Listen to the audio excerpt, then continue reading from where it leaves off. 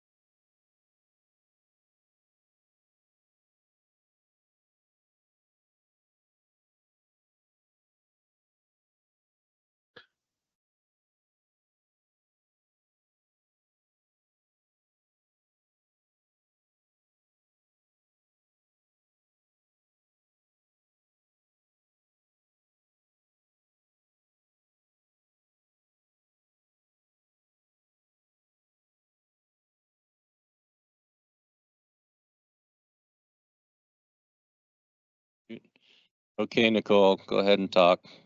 Hi, Go ahead, Nicole. guys. Can you Good, hear we me? can. Yes, we do. Thank you. Excellent. Thank you so much for your help.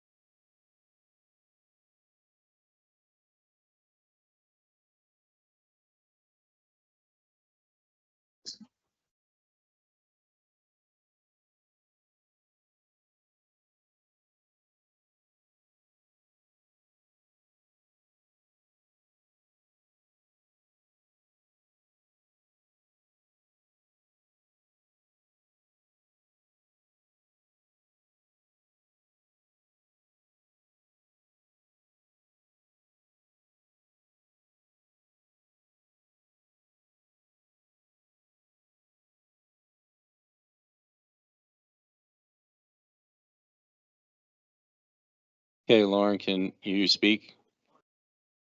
Hi, guys. Good, you're good. Thank you. You're Thank live. you. Okay. Thank you so much. Thanks.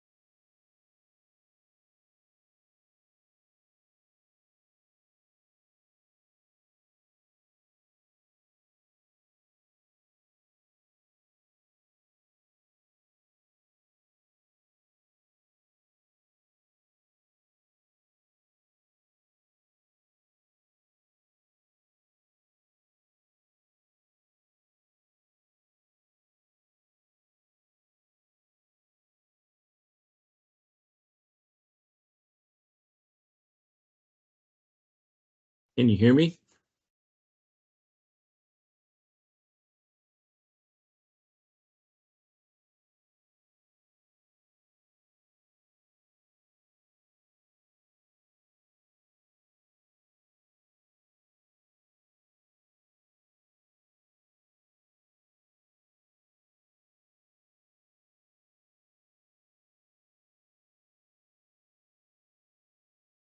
This meeting is now called to order. Roll call, please. Vice President Cons, Here. Director Wilburn, Here. Director Yanez, Here. Director Payne, Here. President Shandy. Here. The Pledge of Allegiance will be led by Director Wilburn.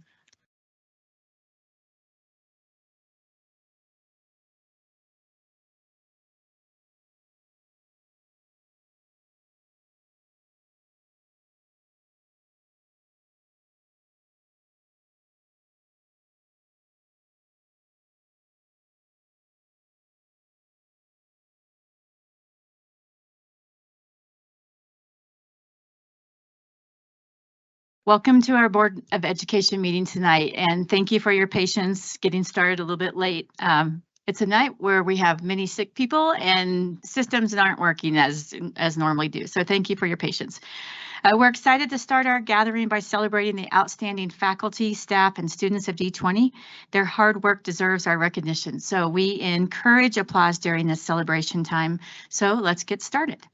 Tonight we have Discovery Canyon Campus Elementary School, Discovery Canyon Campus Middle School, and Discovery Canyon Campus High School here for our board spotlight. Fun facts about DCC, the only pre-K through 12 public school IB continuum in the Northern Hemisphere. They have 7 extended learning opportunities intentionally built into their DCC campus, and they are IB for all.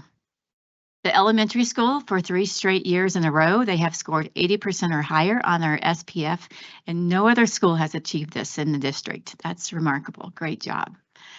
Great job. I was looking at the wrong person. Middle school, they have earned the John Irwin Award for the last consecutive 6 years. Well done. Class of 2029 boys basketball team was our first ever to go undefeated in our 7th and 8th grade years and won the Impact Championship in 2024. Wow, that's awesome. High school, they are celebrating the 10th anniversary of their Thor Wars launch. Very cool. They have 2 state championships in boys volleyball, 1 state championship in girls swimming, and 1 state championship in boys and girls golf. Excellent. One of their high school athletes, Ashton Prechtel, thank you, yay, was drafted in the 2023 WNBA draft. And you'll have to tell us when you come up, like who she plays for now. I don't remember who she got drafted by. Overseas now. Very good. Okay, so please join me in welcoming Stephen Scott from DCC Elementary School, Veronica Lehman from DCC Middle School, and Matt Mitchell from DCC High School. Please come forward. Yay.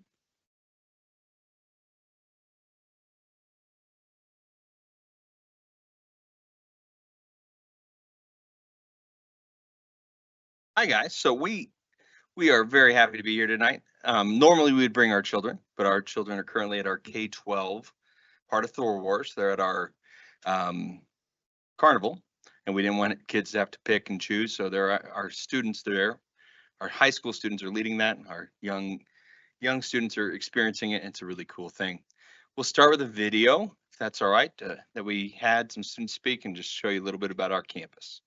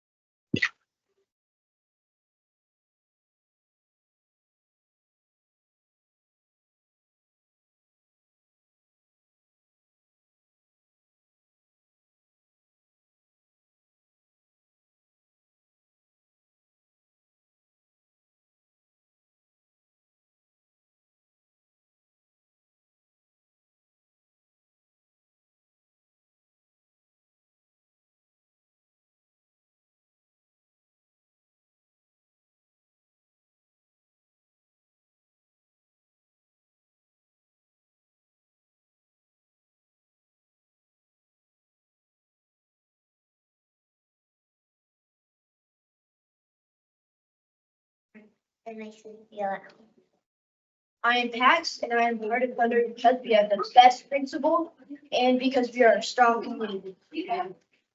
Hi, my name is Jay Cheller. I'm an 8th grader here at DCC. And what makes me a part of DCC is doing theater with the theater department. My name is Lila Donlin. I'm in 8th grade. And what I know I'm a part of DCC is being in student council. I help organize pep assemblies and fundraisers. I get to talk at pep assemblies, and then I think it's really fun how we already spirit points. Hi, my name is Quinn. I am a senior at DCC, and I love being part of Thunder Country because it's given me a lot of things. It's given me community. It's given me family, people to look up to, and people I can be role models for, and it's given me opportunities. It set me up a lot in my life. Before I came to high school, I was kind of, I don't know, like, not sure what I want to do with my life, but it's given me a lot of opportunities and kind of pointed me in the right direction for what I'm going to do for the rest of my life. So, yeah. Hi, I'm Brindley, and I love being a part of Thunder Country because it is such a diverse community and we get to have so much fun. There's something for everyone here, and it just really incorporates everything with community. And I love that it's K through 12 because that just gets us integrated with all the grade levels and all the ages. And it just allows us to have so much fun as a whole school and bond and kind of just be able to experience our high school experience and allow the middle schoolers and elementary schoolers to experience theirs too. Hi, I'm Talon, and I'm proud to be part of the Thunder because we have amazing academic teachers and great extracurriculars, and best of all, we have the best principal in the district.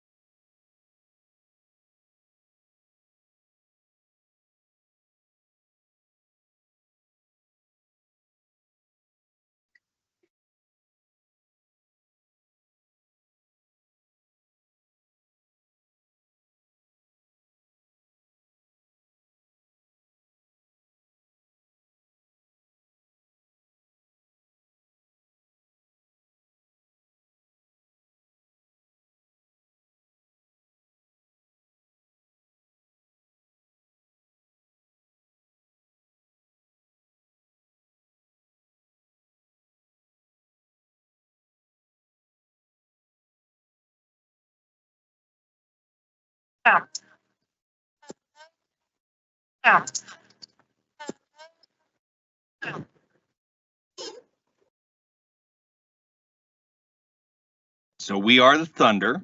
We do a great job in our classrooms. Again, the elementary school's been 3 years over 80% on the SPF. As a parent of one of their former children, she's well prepared. Our middle school is 6 years in a row, John Irwin Award. Our high school has been above a 74 for the past 2 years, 11% gain in the past 2.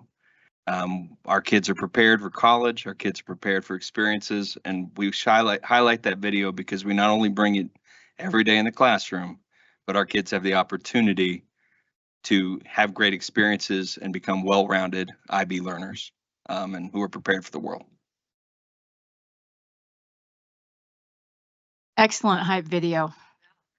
Excellent. So very good. Thank you very much. Appreciate you being here on the carnival, and we'll try to do a different schedule next year so you're not having to choose. So thank you for being here. You were dismissed, and go be with your kids. Thank you all. Thank you.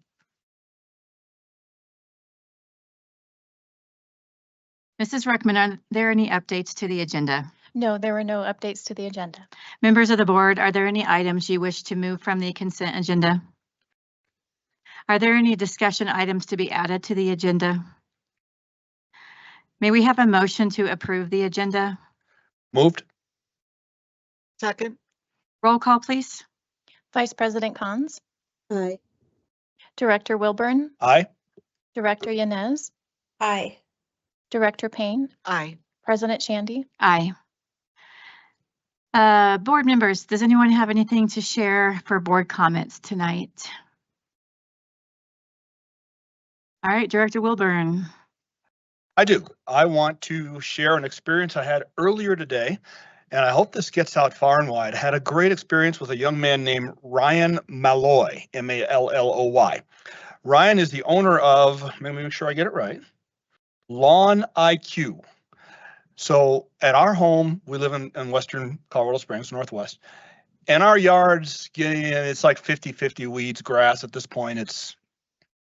I wasn't happy. Had the same lawn care company for the last 5 or 6 or 7 years. Things seem to be getting progressively worse. So I decided it's time to make a change, jumped on the internet, let my fingers do the walking. Those of you who are old enough to know what that reference means. And called a couple different local contractors. One came this morning at 10 o'clock today.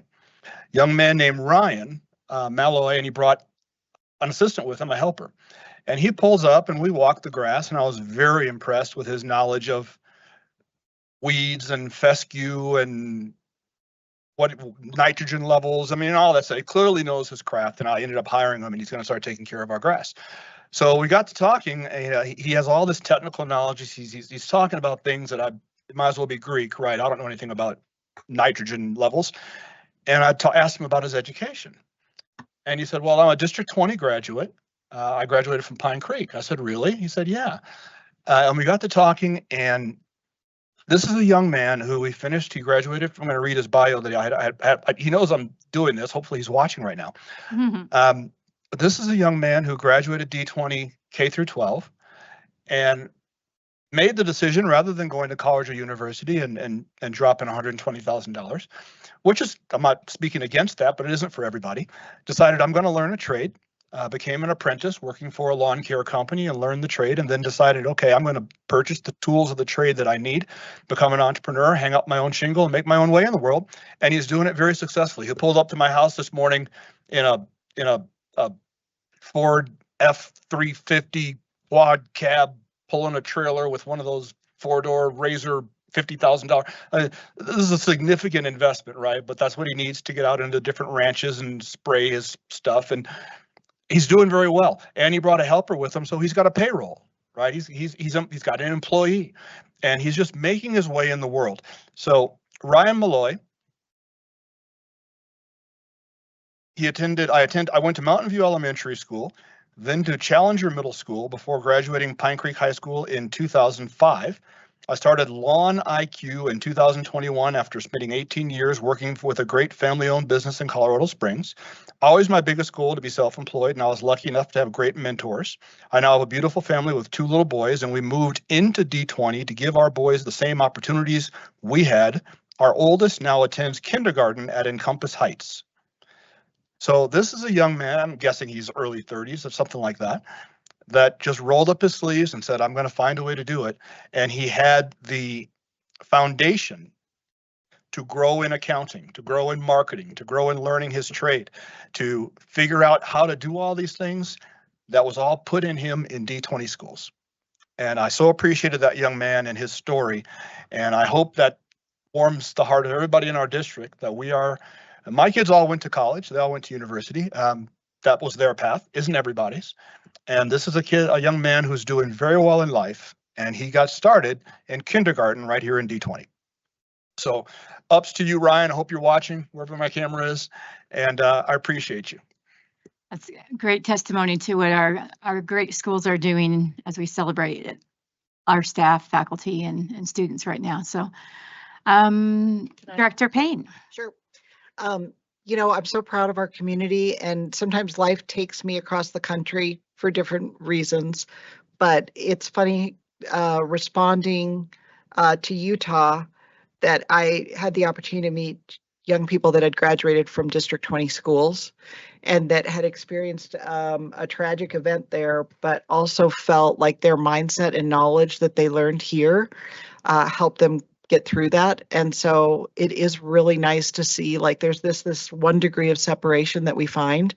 And in light of that, Ginger and I had the opportunity this week to go, if you're going to talk about it, but I thought it was just a great opportunity because it just reminded me that we needed to go watch and experience a lockdown drill here and how we prepare for those things and how we do it in a way that young people feel safe, but they understand the process. And our teachers and our everybody at the school did just such a fabulous job. I don't know if you want to weigh in, Ginger, but oh, you are? Okay, so sorry about that. I just wanted to say it really inspired me because I do think we do it really well. And it just reminded me by going and experiencing it firsthand. It's something that we should all remind ourselves periodically because we never know when we might be faced in that situation. So. Very good. Thank you all. All right, Superintendent Haberer, your update. Yes, so great happens here in D20, and we have several celebrations, and I'll make some connections to our strategic plan as well.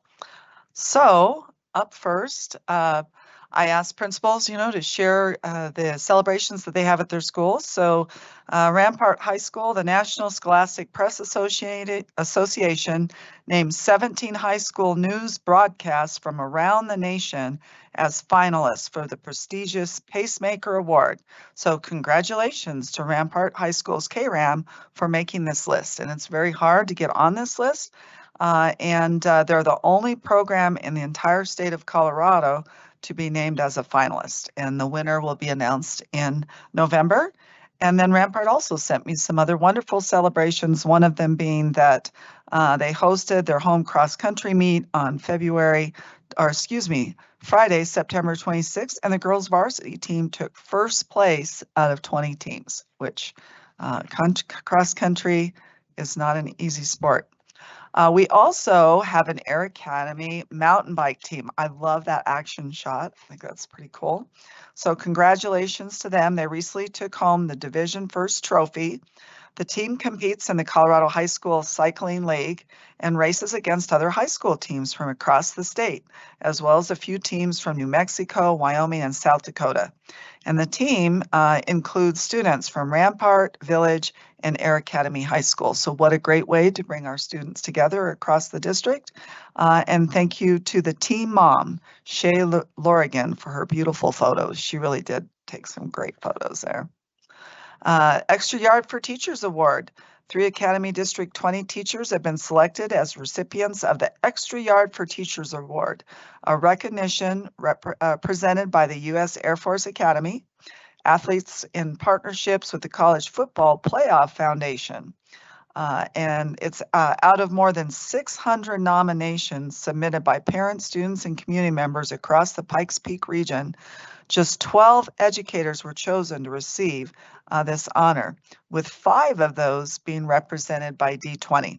So congratulations to Eric Corum from Discovery Canyon Elementary School, Andrew Steck from Legacy Peak Elementary School, Teresa Schwecker from Antelope Trails Elementary, Tim Brubaker from Academy Endeavor Elementary School, and Nan Hargett from Douglas Valley Elementary School. So each of those teachers got a $1,000 check to purchase classroom supplies, really supporting the innovative ideas that they're doing in their classrooms.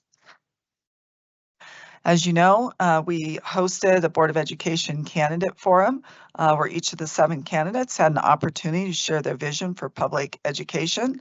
And a huge thank you to the communications team. They did a wonderful job setting this up.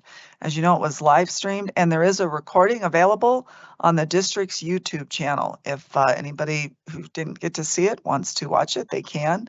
And again, a huge thank you to Matt Meister from Fox 21. He really did a fabulous job hosting that event. I had a chance to go to the Pine Creek High School football game. It was a perfect night with the weather. Got to see good football action against Cherry. I want to say Cherry Creek, but then Karina reminded me there's only one creek, and that's Pine Creek. So they've just been calling that school Cherry So I know. The trombone danger zone, which we also got to see in action at the staff rally, did their wonderful presentation, and the high school marching band was there, and they really did a fabulous job. So it was a wonderful night. Also had a chance to go to Discovery Canyon campus, their fall play, which was Something Rotten, and it's a take on Shakespeare. And it was wonderful. Director Amy Keating, a huge shout out to her for a wonderful performance from her students. Air Academy High School, we're rolling. We brought staff members together to start brainstorming on what are some of the features that they think are important for the new Air Academy High School build. So Nunn Construction was there, and so is HCM Architects. So it's super exciting to be started on that project. Mountain View Elementary School honored staff by having a day for students to dress up as their favorite teacher, and Graham Odell dressed up like Officer Patrick Gruruder. He looks ready for action there, who is a school resource officer at Mountain View. We are spotlighting the great work from special education, and one thing that we really celebrated as a district was the huge growth that we saw with our special education students who have IEPs with CMAS. And so CMAS English, Arts, and Math with the median growth percentiles of 49 and 48. And 50 means that students are growing at least 1 year for 1 year of instruction. And when you consider that students who have IEPs often come in very far behind, that's really incredible that they grew as much as they did to get so close to that 50% which is again 1 year for 1 year of instruction approximately. And it really just reflects that continuous process. We put some good progress monitoring tools in place like IXL and the professional learning that we've been doing. We've really focused on special education. We've done extra PD with our para educators as well as our teachers, and just have ongoing trainings. So I'm just really proud of all of our teachers with special education, but very excited about the academic growth that we saw with our middle school students this past year. So also academic excellence, as you know, I visit schools, and I'm always taking walks with principals. We go into classrooms, and then we come out and we talk about what we saw, what were some of the strengths, and if you were to give feedback to that teacher, what might be some questions or wonders that you would have. So these are the schools that I went to between the last board meeting and this one. It was really fun at Mountain View. I got to sit with their 5th grade team as they were doing their PLC, and they were looking at data. As you can see, their computers are open, and they were talking specifically about which students needed special MTSS or differentiated support. And they were saying, okay, when we have their time where kids at a grade level get support from all the different teachers, which students were put into different groups based on the skills and the data that they see. So that was awesome to see this group in action. Just like me, Becky is going out to all the different schools and asking them about their budget and seeing what support they need. And she also does some work with junior achievement. So she was also at Mountain View Elementary School with 3rd grade doing a lesson on our city, which had to do with money choices and way to pay for things and how money really flows in a city and that it does not grow on trees, right? Rampart High School, I know, what a concept, right? Still trying to teach my sons that lesson. Rampart High School, got to see some kids in action in a math classroom where students actually get to be in groups and they problem solve together. They're given a problem. And what I like about this method is that it makes their visible learning because they're putting it up on a poster and you can actually see and hear the problem solving as it's happening, which is harder to do when students are kind of, hovering over a piece of paper. And then it was also National Hispanic Heritage Month. So it's super fun. They were playing loud music, wonderful Latin American music, and inviting students to dance in the square, as you can see down below. And if you did, you got some candy. I was almost brave enough to do it, but I just couldn't quite get myself to do it. I went to Discovery Canyon, which was really fun, and that is a parent at Discovery Canyon, Namenja Pesovic, and the two of us had a chance to listen to, you can see over on the right, they were redesigning emergency rooms and what would be the best way. Where would you put the nurses station? Where would you put, the X-ray facility and all of that? And really talking about flow of patients. And it was awesome. The students did a great job. And part of it too is talking about new innovation.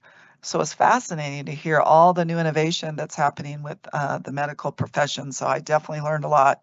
And I'm hoping to get to go back and next time they do presentations. Prairie Hills Elementary School, this is kindergarten, and the kindergarten teacher is Deanne Evans, and you can see students were working on letter sounds and also looking at where do you see some of these words and letters in the books that they were looking at together, and how does that create comprehension for them as well. So that was really fun to see. Village Middle School, our new principal, Mike Wador, is just knocking it out of the park. The student I'm sitting with there, he is an accomplished pianist. He totally plays by ear, and he can sit down and say he can hear something and play it, which I think is amazing. Like, I have to look at every note to be able to play. And he was also showing me on IXL how he's setting goals for himself and how that really is motivating for him, because he sets the goal and then IXL gives him that feedback back. And he said that he found that really motivating. And I couldn't pass up the parachute opportunity. Kids were giving each other affirmations, and then we got to shake the parachute afterwards, which was super fun. I had a chance to go to the superintendent conference at CASE, and every time I go, I end up just connecting with colleagues and speakers. I had a chance to talk to a parent actually who was one of the business partners there about her experience at Chinook Trail Elementary. She loves it there and just really had a great affirmations of the great work they're doing, and had some good suggestions as well for district level things. So I always take away good information from the people I meet and the connections I make, and they did a great job of doing legal and legislative updates. And a huge, huge thank you to all the folks who put together this military resource night. We had over 500 people that flowed through here. When I started, there was hardly one in there, and I see Megan back there. Thank you so much. What you guys did was amazing. And within, I don't know, what was it, a half an hour, it was wall-to-wall people. And the event was sponsored by our military and family life counselors. And they, as you know, provide valuable support to D20 schools. And we had 27 vendors there, which included the Red Cross, which generously gave away 108 coats to military children. The Shake Shack provided burgers and ice cream, which I think was totally one of the hits of the night for people. And while Mission Barbecue, though, served up a delicious barbecue dinner. So I know there was a lot of, can you just stand up? Can we give Megan a hand for that? So Megan Garland Evelo, she does the life counseling as one of our school liaisons. Julie Hendrickson, Assistant Director of Counseling, and Andy Ruskin, and Monica Wilcox, who also works with our elementary schools from the military counseling department. That you guys, and Andy, thank you to you. Let's give Andy a hand. She's here. You guys just did a fabulous job. And I visited with different military families, and I just heard such positive comments. I said, well, how was your transition to D20? And they couldn't say enough about how quickly they were contacted. They were invited in by principals, and that just immediately they felt part of the D20 family. So that was, and they loved the opportunity to be with other families besides just the families in their schools. So that was a great event. I think we decided we're gonna have to look at a gym next year because it got pretty packed there in the atrium. All right, there it goes. We had our first business partner roundtable, and it was awesome. As you can see, there's Glenn he was sharing about, we had a lively discussion. Every teacher gave a presentation about their program. We had Jonathan Bluff from DC High School who talked about engineering. and what his program was doing. Mitch Burke did the biomedical program. And I'm going to ask each one of those to come to a SOUP update over the years, over this next year, to do a presentation. They were amazing, and I think it would be really good for the board and our community to hear about the wonderful work that they're doing with our students. Steve Erickson from Pine Creek talked about his computer science program, and Tiffany Davis talked about at Pine Creek her multimedia program. And it was interesting with hers. We even started talking about what's the role of AI with media production, and you can see Glenn there is just really talking about how businesses, how they're using AI, and we just had these wonderful conversations. I can't wait for our next one. And we also had 2 students there, and one of their feedback that I thought was really important was they said, you know, you guys, you need to start talking about careers early. They said elementary, middle school students, they need to be thinking about their careers early. And I thought that was really interesting coming from students, because we've been saying that, but our students are realizing that as well. So I'm thankful that we have Portrait of the Graduate and all the great work we're doing there with that. Our engagement meetings were also were awesome.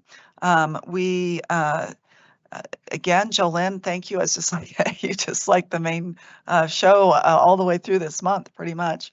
But she did a fabulous job talking about our performance framework, our strategic plan, and just like the board asked for, we started that rough draft of the parent right and responsibility in our groups. So we've asked every single one of our stakeholder groups to give us feedback on it. And it has been amazing. We have gotten so much really good feedback. Took the students were really the ones we said for a while that had the best feedback. They were really focused on, for the safety part, that we needed to add some mental health mention of those kind of services in there, which I thought they were pretty passionate about that, which I appreciated. But then the classified staff, they just knocked it out of the park. They had so many great suggestions because they have parents and community members and they hear the questions, and especially, the parent responsibility part, they just had some good suggestions. So Mark's team took notes on that. They also had a QR code where they could give us more information about it.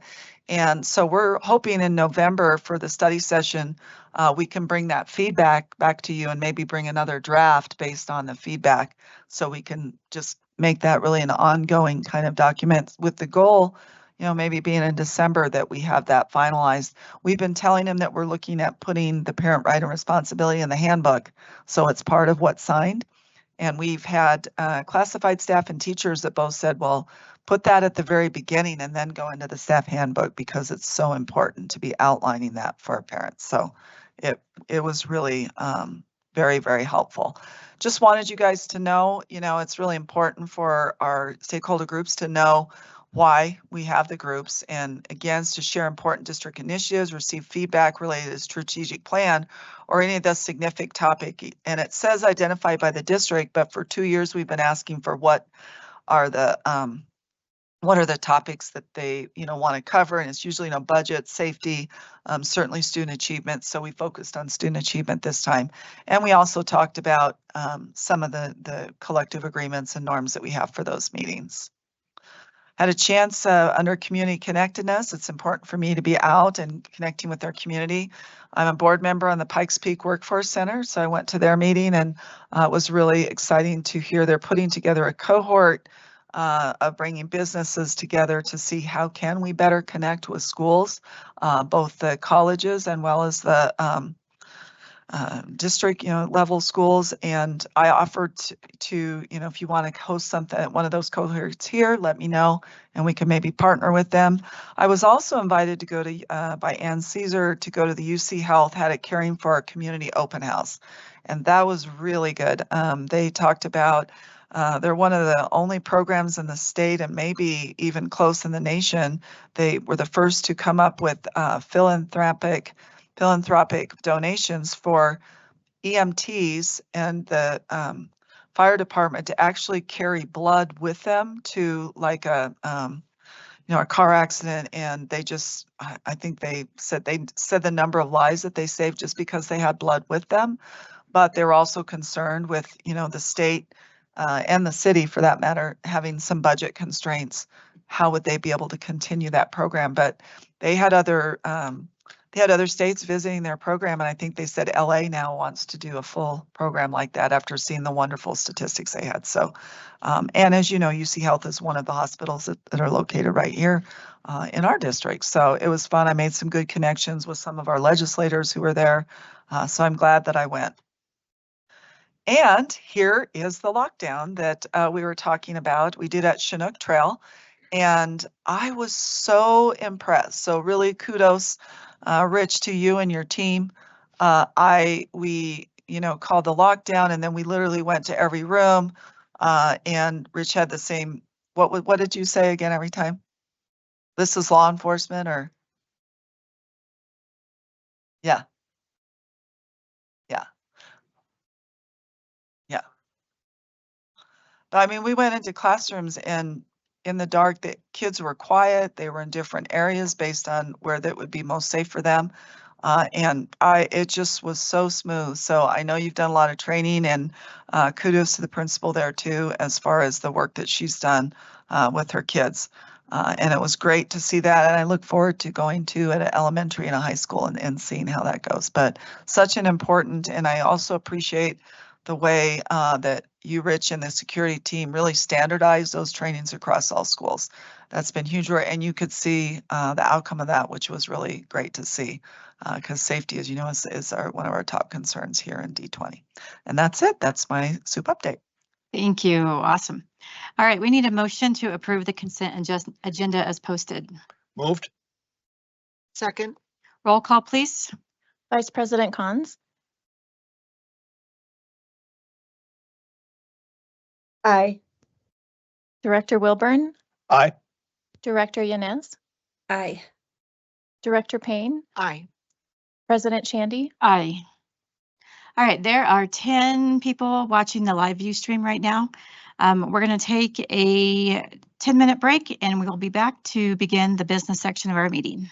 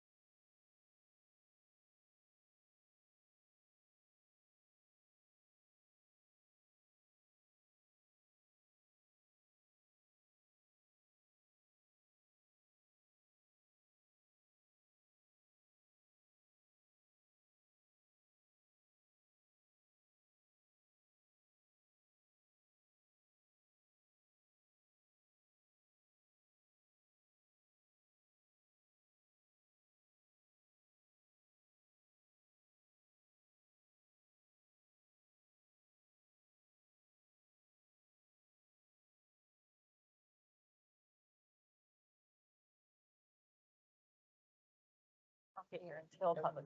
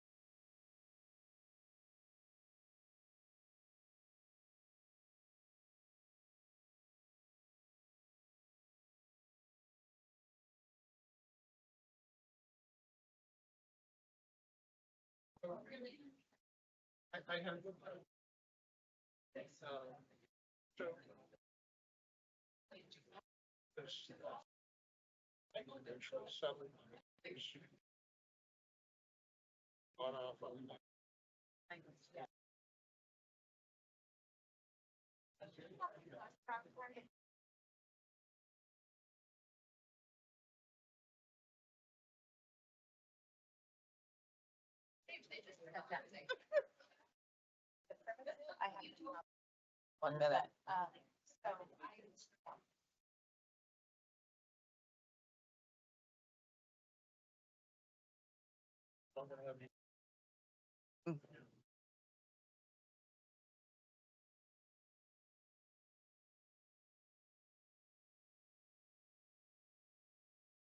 Yes. Yeah. Okay. Yeah, 30 seconds. Thank you.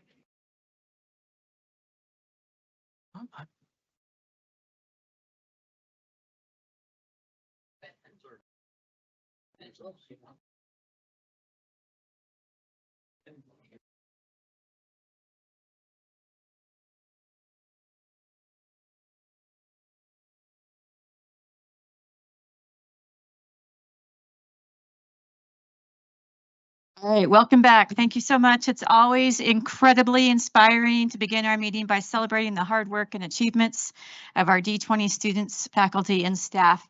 Now we transition into the business portion of our meeting, a time for thoughtful discussion and decision making. Out of respect for this focus, we ask that applause be held during this part of the session as we shift our attention to the important work ahead. Thank you so much. All right, consent agenda. There are no items pulled from the consent agenda, correct? Okay. That brings us to written reports. Annual monitoring report for executive limitations, policy 2.1, treatment of students. Does anyone have any questions or comments? All right. Is the superintendent's interpretation of the policy reasonable? Is there sufficient evidence to determine compliance for each section? Are all sections in compliance? Recognition of exemplary performance or concerns regarding performance. Would you like to see any additional different evidence or should any part of this policy be changed in the next monitoring report cycle? Do you see evidence which is extraneous or no longer necessary? Okay. Annual monitoring report for executive limitations policy 2.2, treatment of parents and general public. Does anyone have any questions or comments? Is the superintendent's interpretation of the policy reasonable? Is there sufficient evidence to determine compliance for each section? Are all sections in compliance? Recognition of exemplary performance or concerns regarding performance?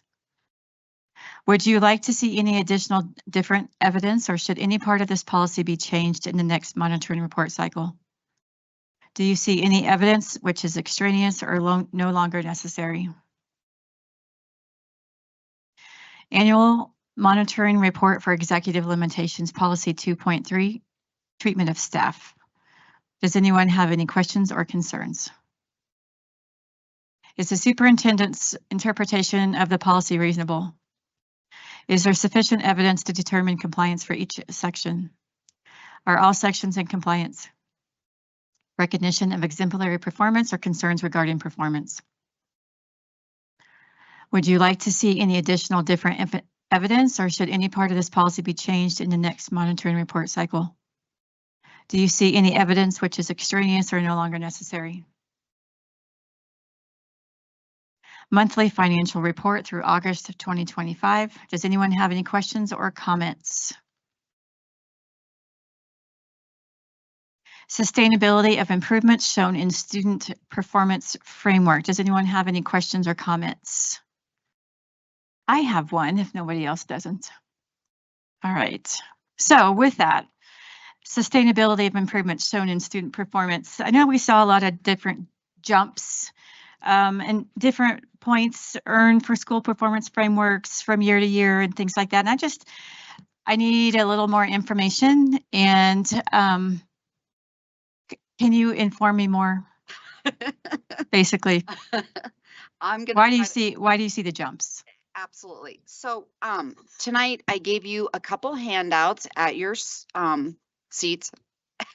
So the first one, so you'll recall when we looked at the district performance framework, there's a very complicated page that has all the cut points, and I provided you 2 examples tonight that we're going to look at as well. And so that is a complicated document to look at. So tonight we prepare a document from the assessment team just to help our schools have a little bit easier view of the different pieces to our CMAS and our PSAT, SAT scores. So we received 2 different sets of scores. One is based on accreditation. So tonight when we look at a school performance framework, that's what we're judged on for the accreditation process, and that's what that scoring system is. There's 4 levels.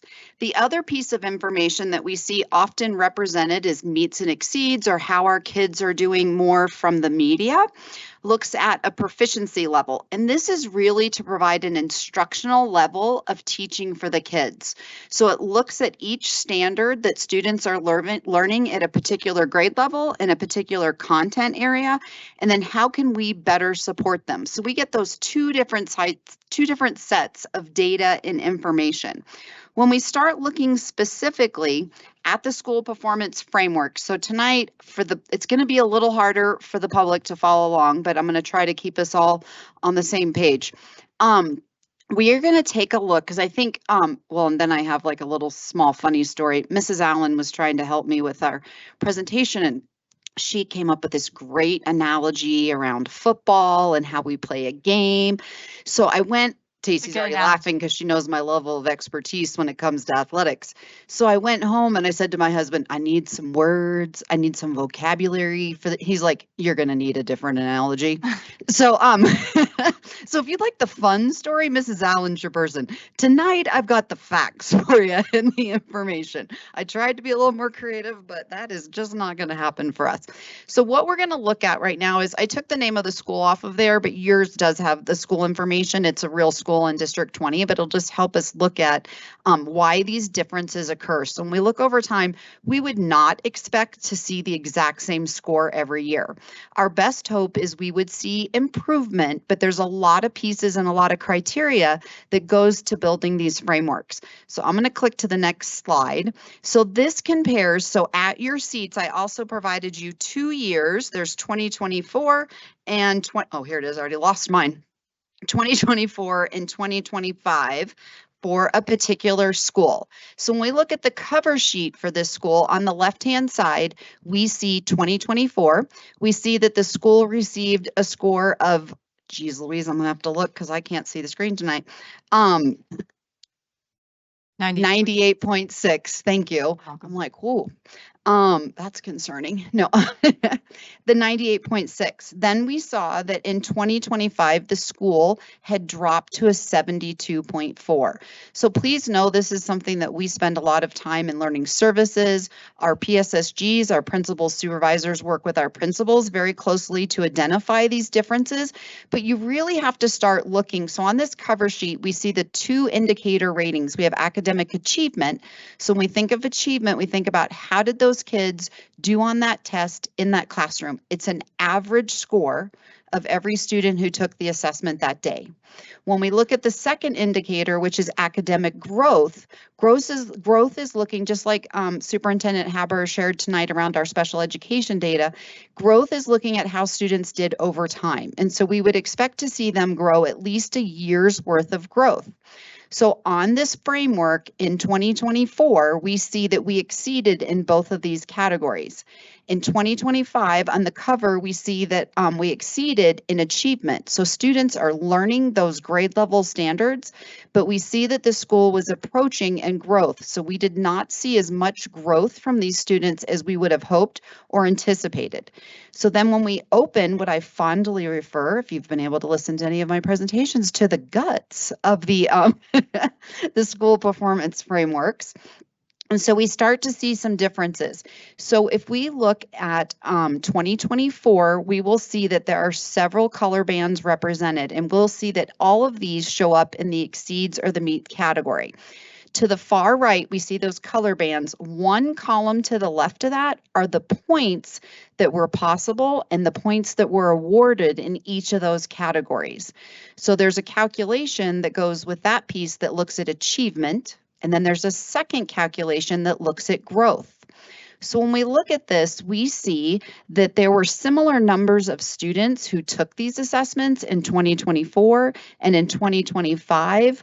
But when we look at 2025, which is on the right-hand side, we see differences. We see some of our subgroups showing up that we did not see the previous year. So there are things called N-side. Yes, ma'am. Like how I raised my hand. Yes, I like how you raised. And they didn't show up because they were less than 20. Correct. Okay. So there were less than, so the N sizes is what they refer to that. So for academic achievement, it's less than 16. And for growth, it's less than 20. And we call that personally identifiable information. The state wants to make sure, and we're protecting students' information, that if there were only 3 students in a subgroup or in one of our groups, or maybe 10, we might be able to identify who that student is by that smaller number. And so they protect that information. So in 2024, we see that we did not have students, our minority students did not have a score in growth for ELA, for English Language Arts, or for math. So we see now that that subgroup is performing differently, and so that changes the scores and changes the calculations. Now, is this a school that we would want to focus on? Why does growth look lower than it did the year before? Absolutely. Do we want to put instructional practices in place to ensure that there's rigor in the classrooms? Because what growth could mean, because we see that students are exceeding or meeting the grade level expectations, but they're not growing enough. So we might need to increase the rigor or increase the we're teaching standards and enriching those students more than just sticking to those grade level priority standards. So is it safe to say, because we didn't have the data from 2024, because we didn't have the number of students, that hypothetically it could have been pretty much the same as 2025. It just wasn't documented in the same way because of the number of students. Absolutely. The subgroups could have. We do know that Well, it English looks language arts drastically different. It's not. correct. Maybe. Yeah. Okay. Right. We'd Sorry. want to look further. We do know we want to look at that student group of all students because they did perform in an approaching, and the year before they did performed in exceeds. Okay. So we do see a discrepancy there, but when we Right. start to really look at the guts, the insides of these frameworks, it really starts to show us more information about the subgroups. And then the other thing that came up a lot in the last few weeks with the engagement meetings is, could the same student be represented in more than one subgroup? Absolutely. I Okay. could be a student who's on free and reduced lunch. I could be a student who's on an individual education plan. And so those students might show up more than one time in that data as well. Okay. That was great information. Do you have any other questions? Go ahead. Did you have more? Did I? No. Okay. I mean, So no. also, No. is there, so there's a sliding scale somewhere in all of the scores as well, right? Like, So there's different ways to look at the scores. When we look at achievement, it's an average, so it's not a sliding score. We're looking at their scale score. So if we were to go pull out our handy dandy cheat sheet, it would tell us where those scale scores landed. When we look at, so the state accountability does not look at these proficiency levels. So the bottom of the sheet that I gave you, I always call them the purple, they're kind of blue, kind of purple. That's where it really starts looking at instructional level and standards. And that's when we start talking about where kids were meeting, exceeding an expectation, and what's their instructional level on the state standards that we need to focus on. Does that help? yeah, no, that's good. And I think it's just proof that you can't just take a number No. and, you know, take it for face value. You have to dig into information like that, like subgroups or what makes the difference. So thank you. I appreciate that. So I have one more thing that Yes. I wrote myself a little note that what this does is it really highlights our ability to be accredited with distinction for 17 years. When you look at all those subgroups and all this data and information, it would be very easy for that not to happen. And so the work, I appreciate Ginger saying Jolene's done all these presentations. I only present the data. It's our schools, it's our principals and our teachers and kids that are working so hard to make that happen. But we would not be accredited with distinction without all of these pieces being in place. And I would tag on to that the systems we have in place, right? Because we just brought all the principles together and then they came together again. They did that root cause analysis, right? So they looked at the data and they said, okay, what do we think are some of the causes for the data we have? And then you have to ask the question, pick one of them and ask the question why 5 times. And you have to dig deeper and deeper. And then you start to say, okay, what's in our control? What's not in our control? Let's not look on what's not in our control, what is in our control. And then, you know, they are able to, through that analysis to say, we're not just going to say, oh, we think it's this and go do something. It may not be. And I know today they had a chance to talk about their root cause analysis. So I'm looking forward to going to the elementary meeting tomorrow to see what they came up with. Absolutely. And all that work, then what comes next is our unified improvement plans. And so our schools and the district have been writing those plans that we submit to CDE as well. So good chance you'll see me again. Thank you very much. Appreciate Thank it. you. All right, that takes us to F, administrative policy updates from the month of September 2025. Does anyone have any questions or comments? I have a comment if I could. Okay.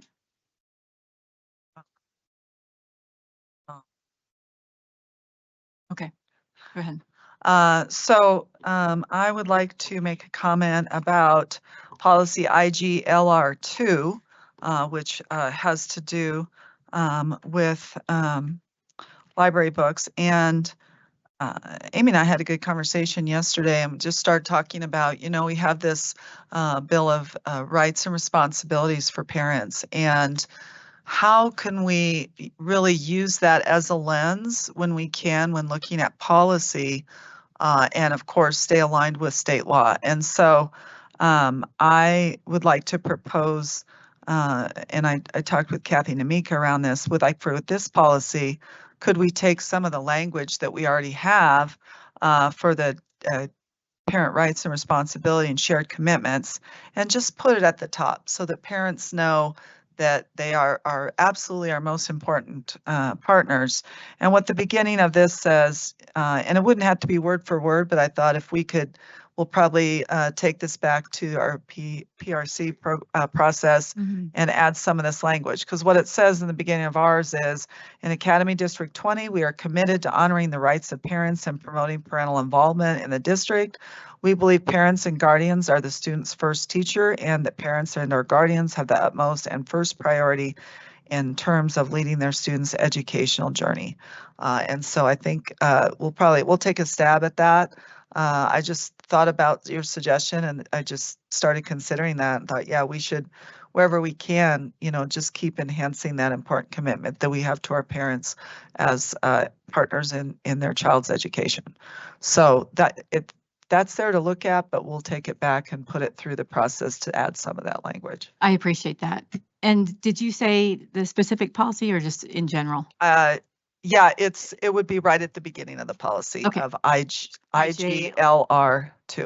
IJLR. IJ. Yeah, very good. Thank you so much. I think it's important as we made that resolution and we're making the parent rights and responsibilities. So wonderful. Thank you so much for that listening conversation. All right, presentations, 2025 Delegate Assembly and Legislative Resolution discussion. I just wanted to give you guys a quick update on, you know, there were a handful of things that we voted on, and I thought that there was one thing that in particular, let me find the right page here, that was really interesting was a district proposed to pull out all of their alternate education campuses from their overall performance rating and things like that, you know, and in their, you know, in their argument for it, it was, here we are, you know, trying to include these flexible online programs, hybrid education, personalized programs, drop-in centers, things like that, and the benefits of those, but they felt like they're being penalized for doing that because, you know, those scores are typically lower or whatever. So they had asked if we could pass where those campuses would be pulled out. I thought that was a really interesting conversation that could also impact us. The measure did not, it failed, but I thought it was just something to think about for future too. It's like, would that do us well and our students well, or not really? Is that something we want to, you know, to bring up in the future or not? But so that was really the biggest one. There was one honoring local control on new charter school application appeals to State Board of Education. That one did pass. So yeah, that's all for the CASB delegate and legislative resolutions. So I did want to make note, I didn't realize Colonel Herndon is online. They are in government shutdown. And so thank you, Colonel, for being here with us, and I apologize for not recognizing you sooner. So presentations, ELA and writing curriculum. Superintendent Haber. Andy Ruskin and Carrie Evans, come on up. Good evening. Thanks always for the opportunity to talk about literacy in District 20. Tonight we just have an update for you concerning in particular writing, but of course literacy in general. To start, gotta push button. There we go.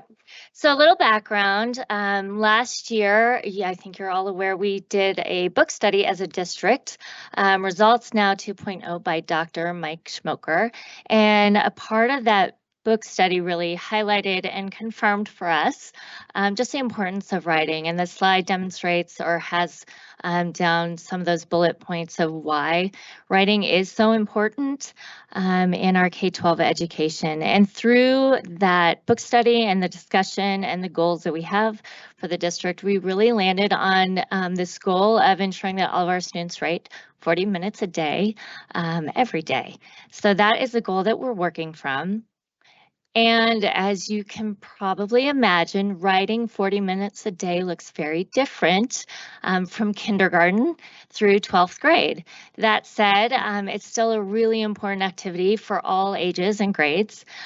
So we like to highlight or take this moment to highlight just this idea that really in our elementary schools, to frame this instruction a little more, that most of the focus is on learning how to write, learning to write well, starting right from letter formation to paragraph construction and so on. And then as we move into secondary, just like with reading, right, there's a little shift and it's more of writing to learn. So as our secondary students write, it's really to struggle with their content or, you know, think more complex and apply the content that they're learning.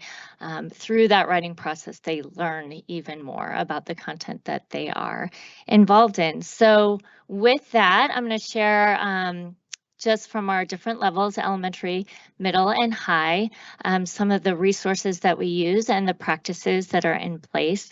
And it's just good to have that idea behind you. When we talk from kindergarten through 12, you'll see a shift in even the resources and practices. All right, so again, that foundation, that goal is to have 40 minutes a day of writing K-12. And we'll start with just the elementary schools. So on the left, you'll notice the resources that are found throughout our schools. Many schools use the same resources, some use different. Actually, the top, I want to say about 6 there resources that we use are actually our reading and writing programs. So they support both reading and writing. On the bottom of that list, it's more writing specific programs.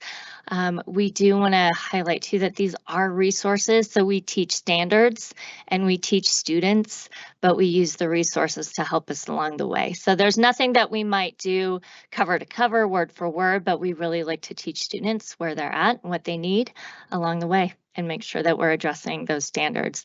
So then the right of the slides also kind of highlights some of those specific practices that we put into place throughout the content areas. And please just jump in if you have any specific questions.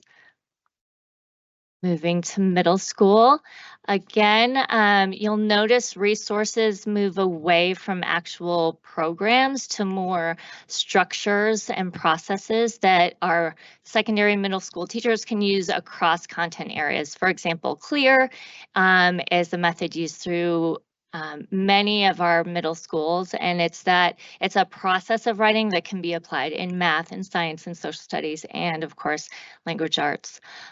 Again, the practices what I like to see, and I was so happy to hear from our teachers again that even though our kids are getting a bit older, that practice of modeling is still in place, and it's a lot of the teaching about how to write well is still occurring in our middle schools.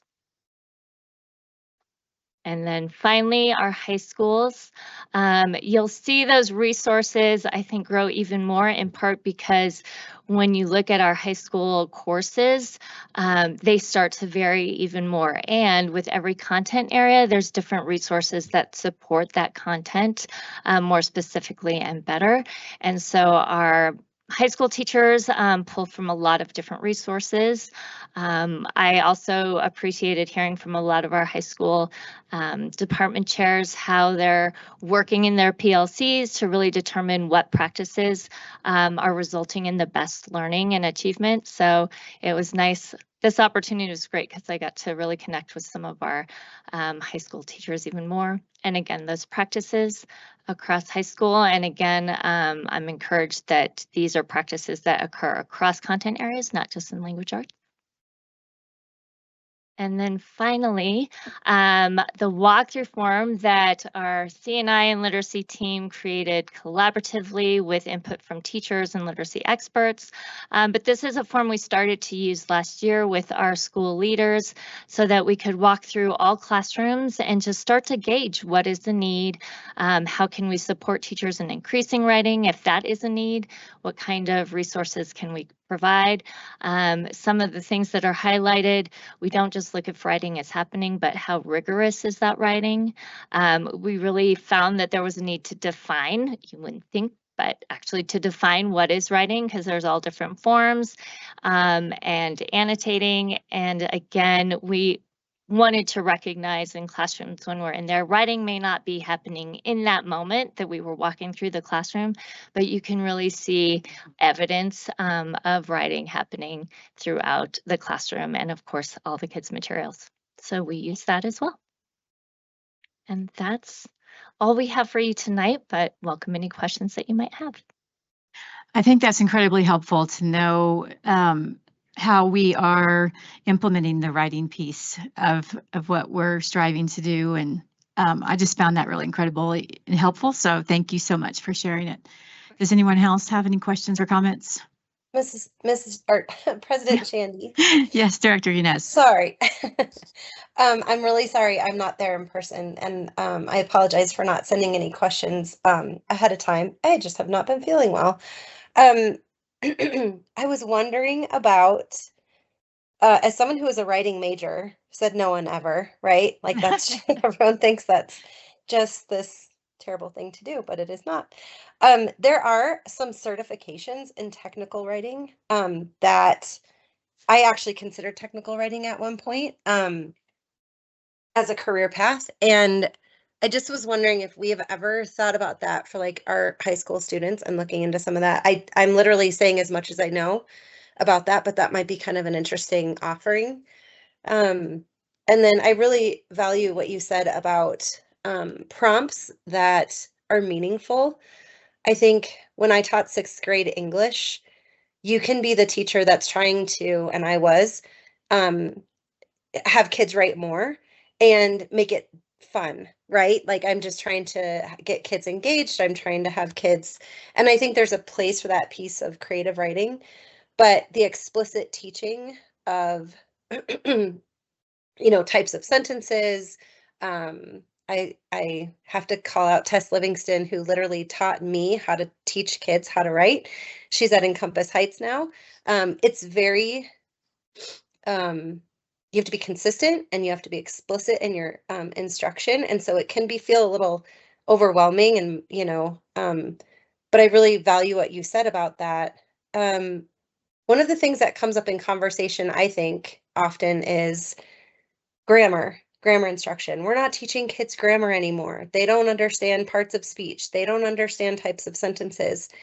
I notice not only in the programming, obviously we actually used IXL in the vocabulary area back at Windman Roberts years ago, but certainly No Red Ink and other programs.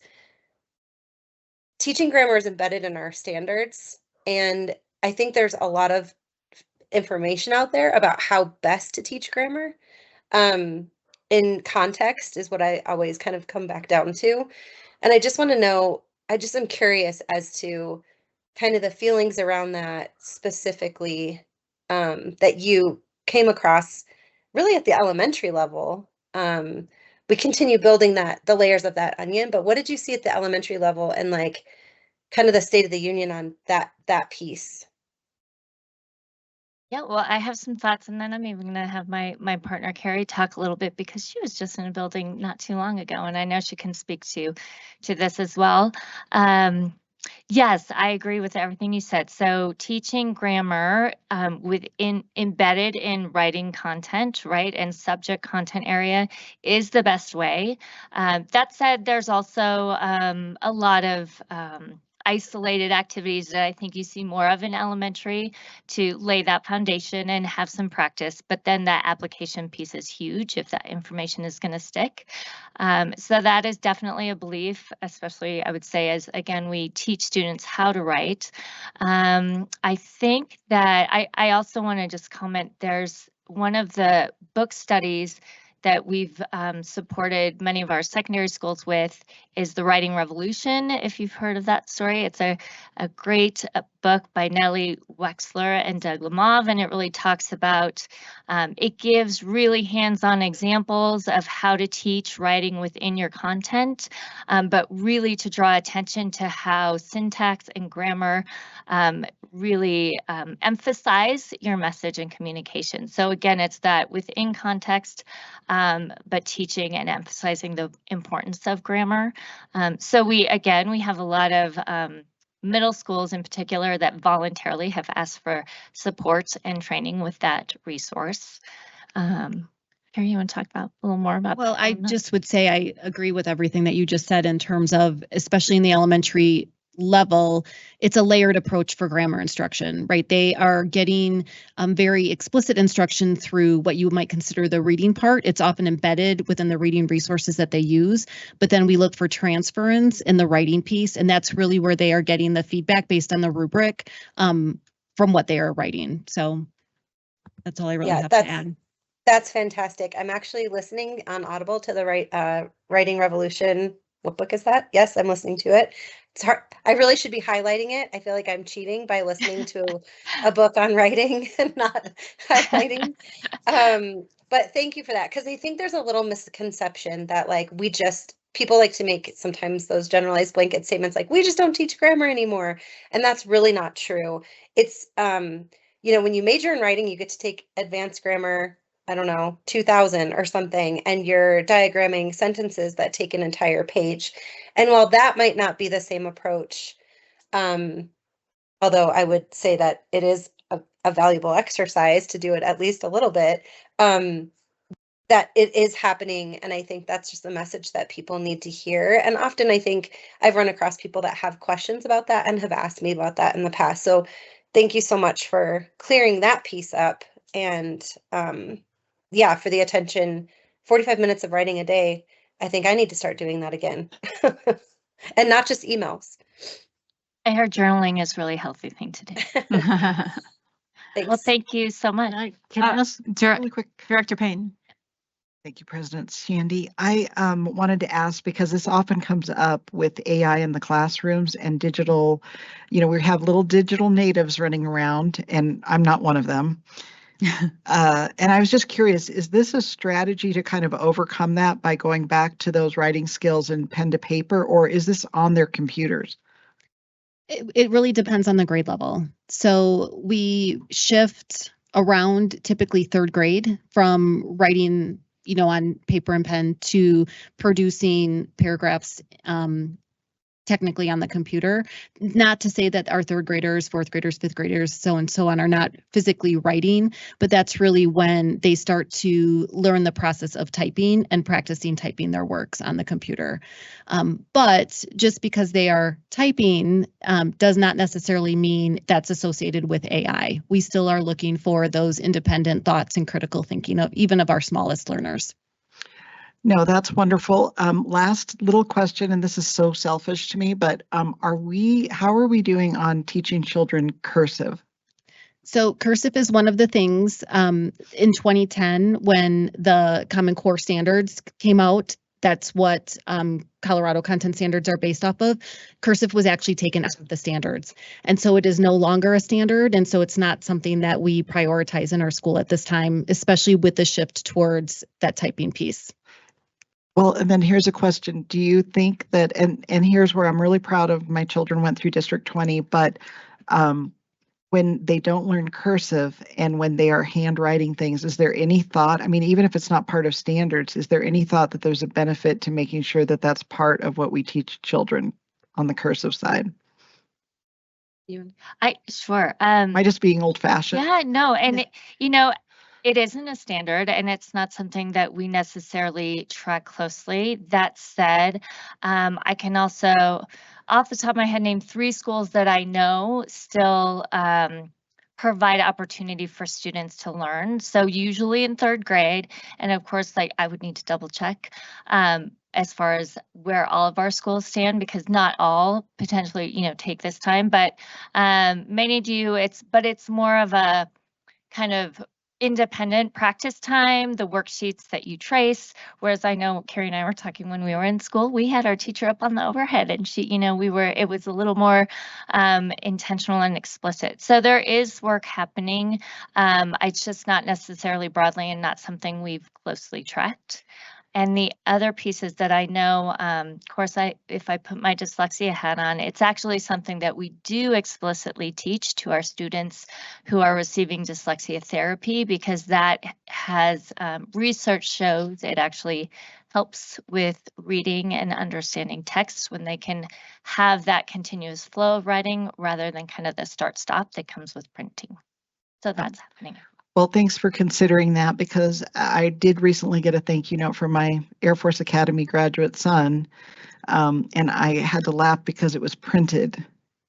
And it just reminds me, my girls probably took more attention to learning cursive, maybe because they were interested. And I do feel like that's a skill set that reflects on you for the rest of your life. So anyway, it's just a thought. So not a testing, but old-fashioned thought. No, it's good. Thank you. All right. Thank you, ladies. One quick story. Yeah. One quick story as Please. You guys are celebrating D20 grads. I recently was on a trip in Alaska and my husband took a helicopter ride out of Juneau onto Mendenhall Glacier. And he came back from that ride and told me it was a DCC grad. No way. Yeah, a 2019 grad from DCC. So small world, but exciting and very cool things. So I would share. Thank you for sharing that. We always love to celebrate our D20 graduates, so thank you.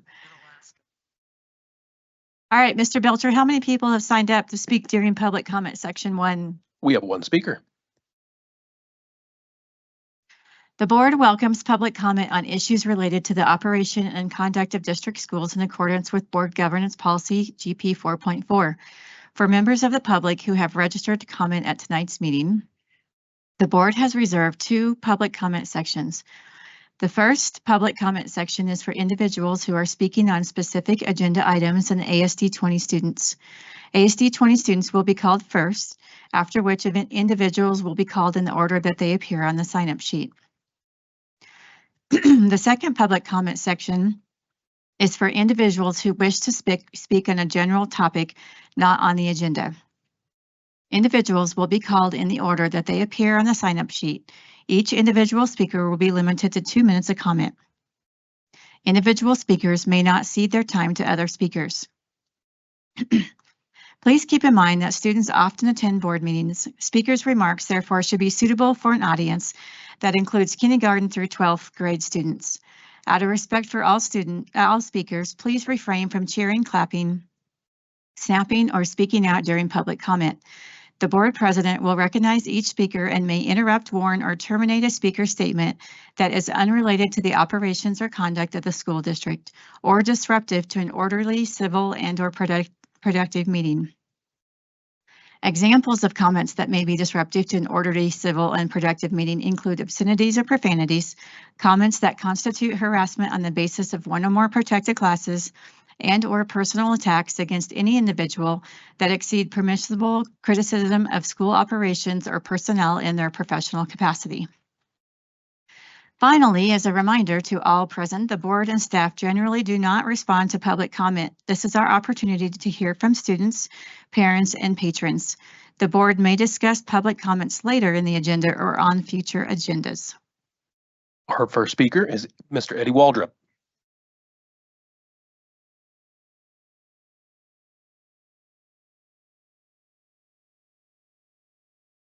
Okay, hello, my name is Dr. Eddie Waldrop. I'm a D20 parent and a candidate for the D20 school board, and I'm very happy to follow that presentation. That is an outstanding book, and since I'm getting ready to read probably about 500 pages of student writing this semester, I hope that a lot of people learn from it. I am in favor of the current code of conduct and decorum for the board, and hope that those codes of conduct are maintained.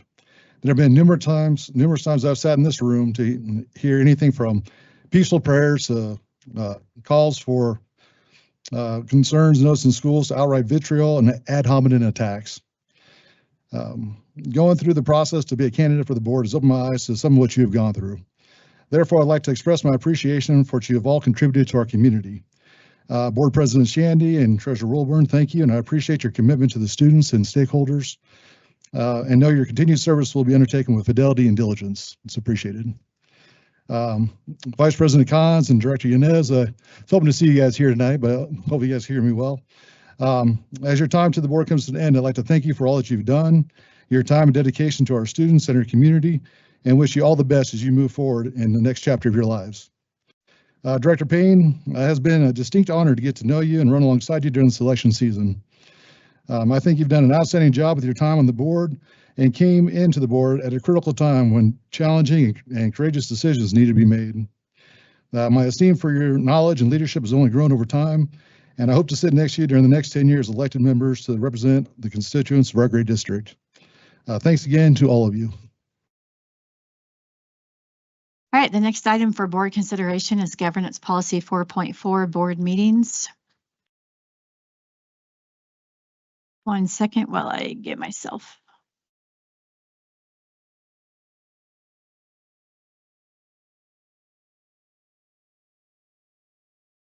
All right, so some of the suggested language changes that you can see came from, I just want to give you all just a little bit of history and how came about putting this language in there. Is a conversation with legal counsel and whatnot, organic conversation, and I came to the point where I said to Superintendent Haber, I actually have no intention of stopping anyone from reading a book from our D20 library. And I think any book, any resource that belongs to D20, we should be proud of. And we should be able to read from those microphones. And if it's a problem, then maybe they don't belong in our district, is my perspective of it. So then the reaction from the legal attorney was like, well, are you willing to put that into your policy? And so that's why that proposal is here before you today, is to add some language to that sense of that reading from materials is not considered disruptive in the sense that there are materials, if you will. So I would love to have a conversation about what your thoughts on all of that. Do we want to add that to our policy? Yeah, thoughts.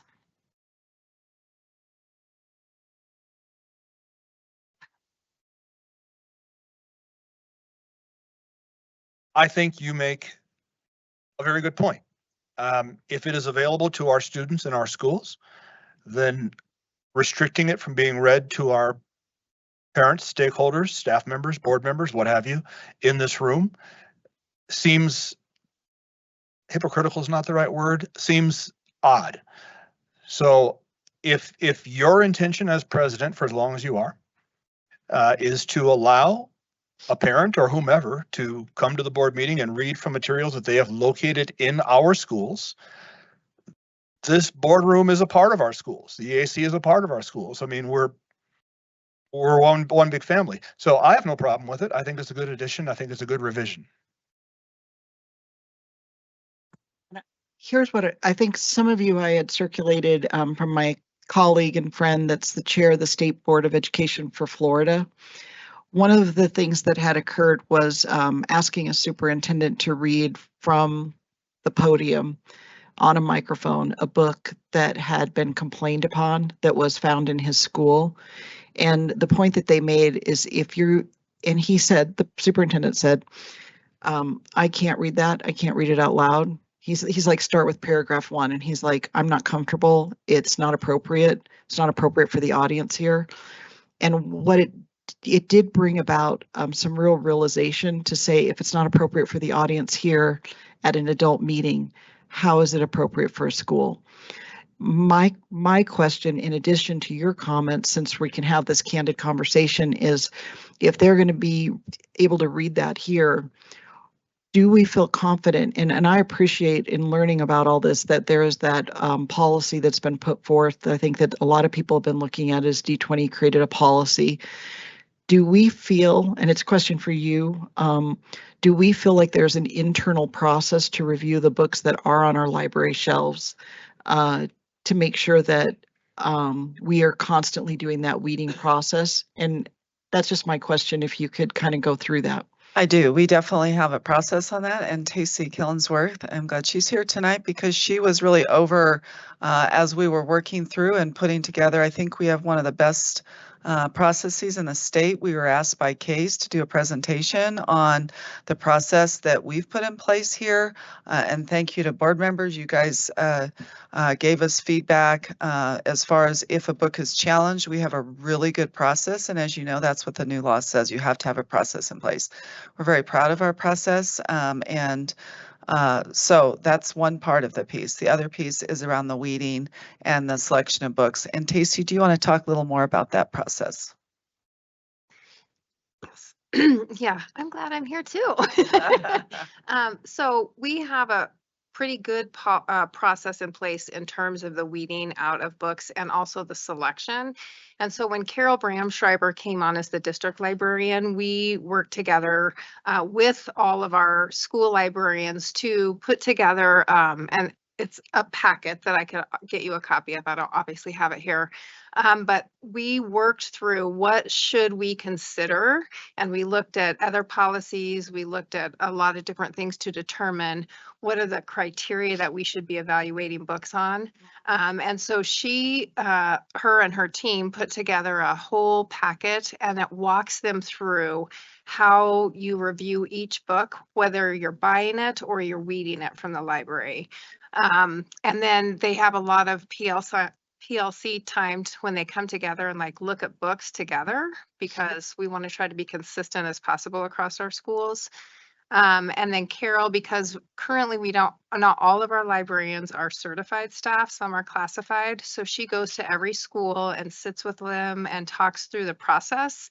And you can imagine that our libraries have thousands of books. So she helps them determine, like, how do you put a rotation in, like which part of your library, if you will you review this year or first semester, second semester, depending on the size of the library. And so again, I can get you a copy of that process. Just as a follow-up to that, I know we are putting some of those are in a young adult section, depending on the age appropriate when we start getting into high school. So they're determining that.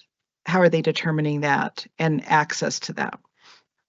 So same process, if you will, because the criteria outlines like however they're rated, if you will. And again, I don't have it in front of me, so I can't remember it by heart, but however they're rated, if it's for, like, they look at reviews from different publications, is it for 13 and above or 12 and younger? So they look at all of those things and make that determination. So some books that might be appropriate for a high school wouldn't be in an elementary and or a middle school, right? And then they have it in their library a space for that. I would not be able to speak specifically to every library. Well, and while I'm asking you that, I'm trying to pull it up. And of course, I'm fumbling. My fine motor skills have been lost in my frantic ability to try to pull it up.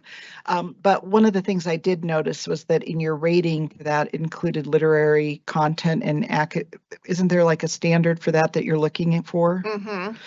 Yep. So to further that question, and this is a question that's been posed to me, there is an online resource of books that are available in our library that might not be completely accurate as to, I'm asking you, if there's an online source of what are in our school libraries, is that verified and validated to say these books are found on the library shelf? And that's another question. Then I have one more question, if you'll allow me. Yes, there is a source where we update that. So like Carol would be able to run us a whole list of books that either have been or currently, and then you'll see also, we don't necessarily, for our purposes when we look, we don't take them off so we can see which ones were weeded out, but we have an updated list. And every time we order books and we go through that process, we enter them into that system. So do you ever receive free books that you haven't ordered? No, are they all specifically ordered by the district? Most are specifically ordered. We do have, like, when we have our Scholastic book fairs and things like that, we still take those books through the process because it's important. Even if we earn the points or the money for that, we still take them through the process to make sure they make sense to be on the shelves for kids. Okay. Nope. Thank you very much. I just wanted some clarity on that because the policy, hearing it in writing and allowing you to walk through that process of what we do internally versus what a parent or someone else might find on a bookshelf or see online. And do you think it's really clear for people that look at what's online available in our bookshelves? Do you think it's pretty accurate or clear? Okay. Yeah, absolutely. Thank you for that. I think we went down a different rabbit hole. Sorry. We did, but it's fine. It does pertain. And just a follow-up question to that, that's the Juliet system, right? When you can look at books that are on because there's caveats to my saying, I'm not going to stop someone from reading a book that's in our libraries. And then there's more discussion. There's also teacher libraries. There's also other resources. There's curriculum. So we need to define that too. But one of the caveats to that is that in some form or fashion, Superintendent Haber would have to figure that out. Sorry, that it has to be verified. It has to be verified to be in our library, specifically what library, because I don't want anyone bringing in any book. It has to be a D20 book is what I'm saying. So we have to be able to, for the policy, we have to be able to verify it. So exactly where it's at. So that's why I'm asking. Absolutely. And Carol has access to all the library systems that she could verify all those lists. To your point, teacher library stuff is different. Even though it's entered into our systems, it's not on our student list. Like that would not be something that would be there. But yes, she could verify all of those lists that it is a D20 book and in fact, what libraries it's in, because the same book won't be in every single library per se. Right, right. And is that list available to the public?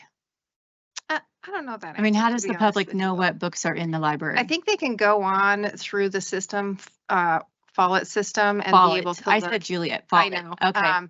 And be able to look. Okay. What's in there? Yeah. Okay. Thank you. All right. So back to our discussion. That would be one caveat. The other caveat would be that there has to be some type of prior notification so that I can give the public time to decide if they want to leave or not, because I don't want to in any way put ourselves at risk for harming somebody else for not giving them that time. So with those caveats said, the premise of the idea is if it is a D20 book resource curriculum, then it's going to be allowable to be read in, for their 2 minutes in this forum, because again, I believe we should be proud of the books that we have in our district.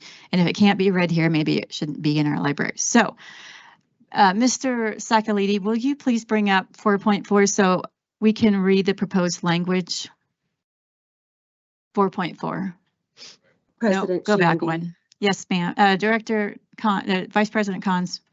Thanks. Just while he's pulling that up, I just wanted to echo your point and your secondary point that you just made. I agree with you that if the books are in our schools, they can also be in our boardroom. But we do have to be cautious of when we talk about kindergarten through 12th grade students may be present or listening. There's, it's a challenge to figure out how to vet that or give advance notice if a book is in a high school and we have a first grader in attendance. That it's just a concern. Yeah, no, we would definitely have to figure out how the logistics of that would work to notify the public in attendance that if they choose to leave or choose to stay, they know what they're getting themselves into. So so with those caveats, I wanted to read, thank you, Vice President Cons, I appreciate the feedback. So if you will go down to 4, keep going, I think it's F. Let's see here. No, hang on 1 second. All right, keep going down to no, keep going down, please.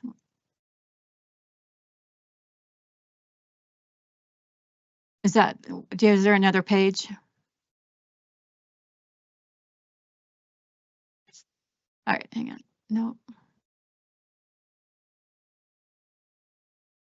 This isn't the amended copy. Okay.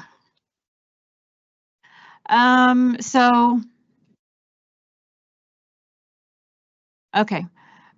Well, do we want to work through it tonight and figure out the language, or do we want to move it to the next meeting? There's a couple of other items on 4.4 I want to talk about as well. Correct. Do you have it on your computer? Hang on 1 second while I pull up. How about we take a 5-minute break? Let me pull it up and we'll be right back.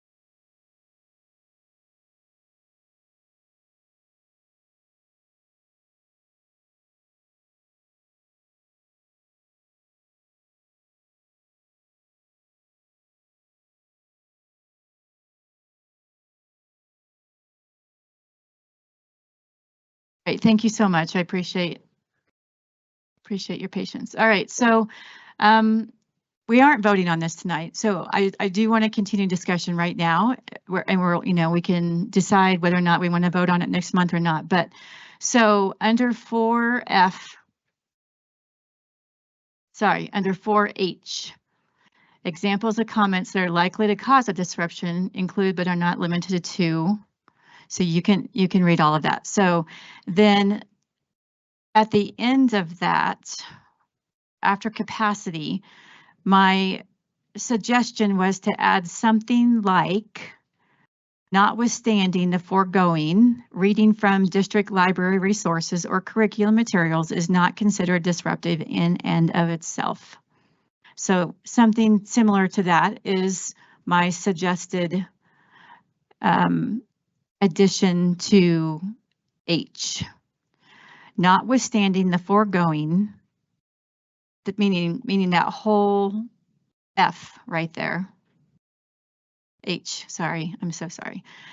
The whole H, and then after H, notwithstanding the foregoing, reading from district library resources or curriculum materials is not considered disruptive in and of itself. So that's my proposal to add for that. Again, we're not deciding tonight. We're just simply discussing. Is there any further discussion on that particular sentence? President Shanby. Vice President Cons.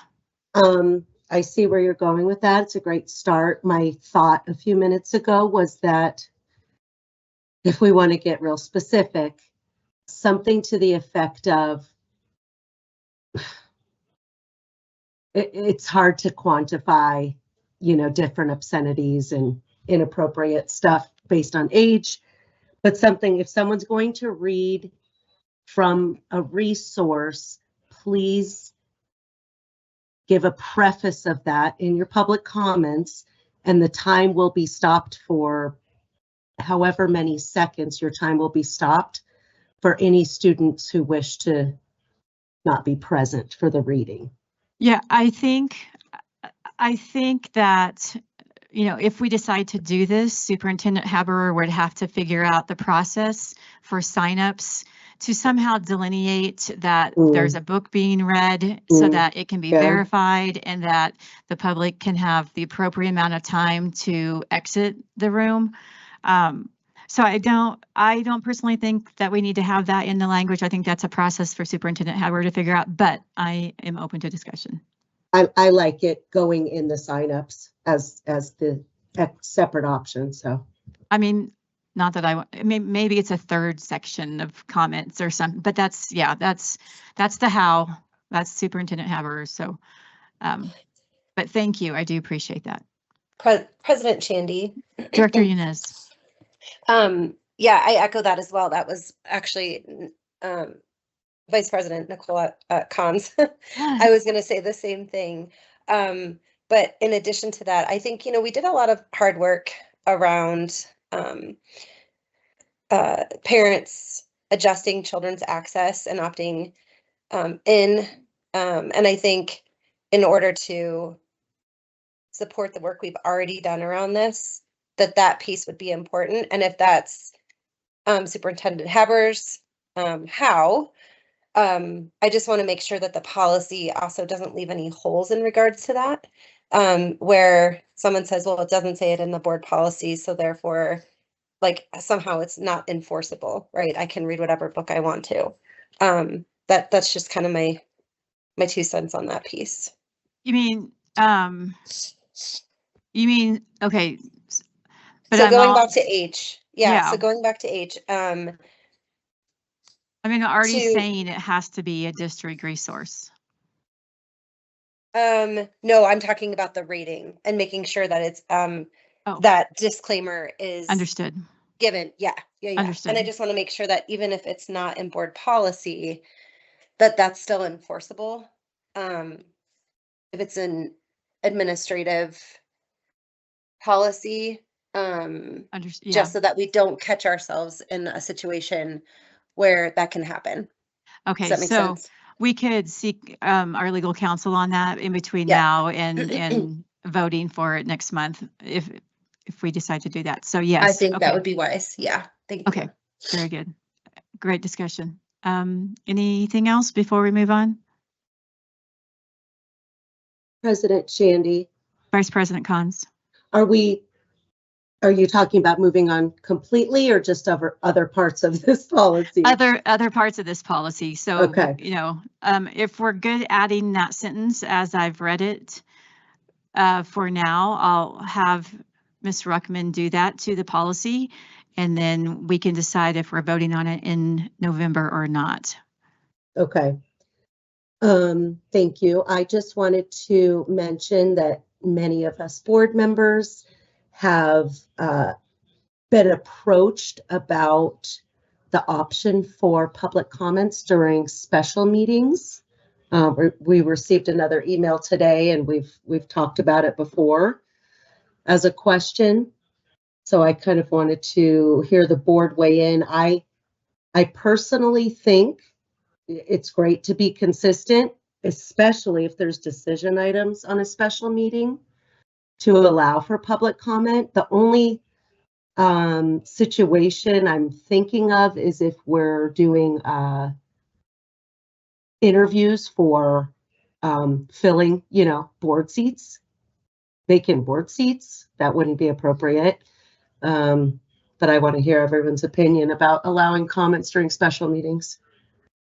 Do you happen to know off the top of your head which, which? Yeah. For is it L. L? It's L.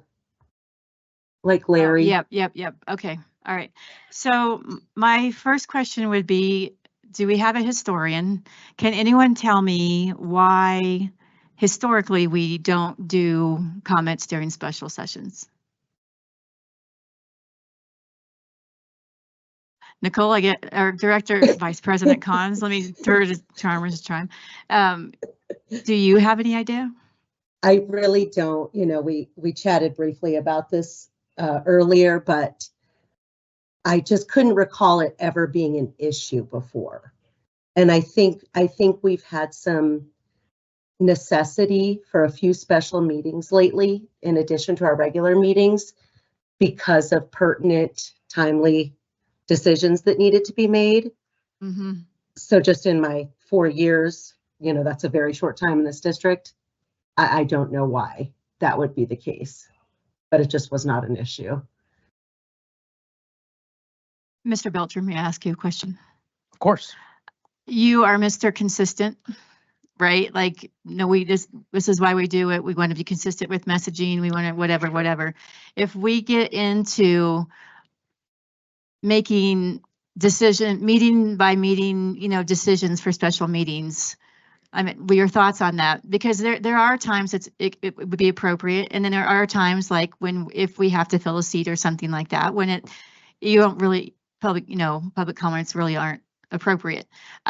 So generally, what are your thoughts about adding public comments to special sessions as I think as special meetings have included some more recent decision items, I think it could be appropriate to open it up, but you might bifurcate this item and say something to the effect of public comments may be taken at special meetings where directors are not being appointed or superintendents are not being interviewed, something to the effect of personnel or votes on a person. Okay, Superintendent Haber. Yeah, I would say that I like that idea of public comment maybe instead of it that they can't, that they may be appropriate. Mm-hmm. Because especially I think when there's decisions being made during special meetings, to me, that would be the qualifier for one of the major things that we would consider. Mm-hmm. And I think if we put that in there, then it would be good to give some examples of when we, would definitely, and I think when you're going to make a decision, that is an important time to have public comment. That's one I think that comes to mind most importantly. Or if we know it's a topic that we've already gotten some feedback on, from the community, and we think that there is a desire from the community to have a discussion around it. Mm-hmm. That's good. I like the maybe option.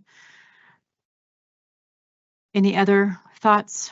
President Shandy. Director Yanez, she beat you.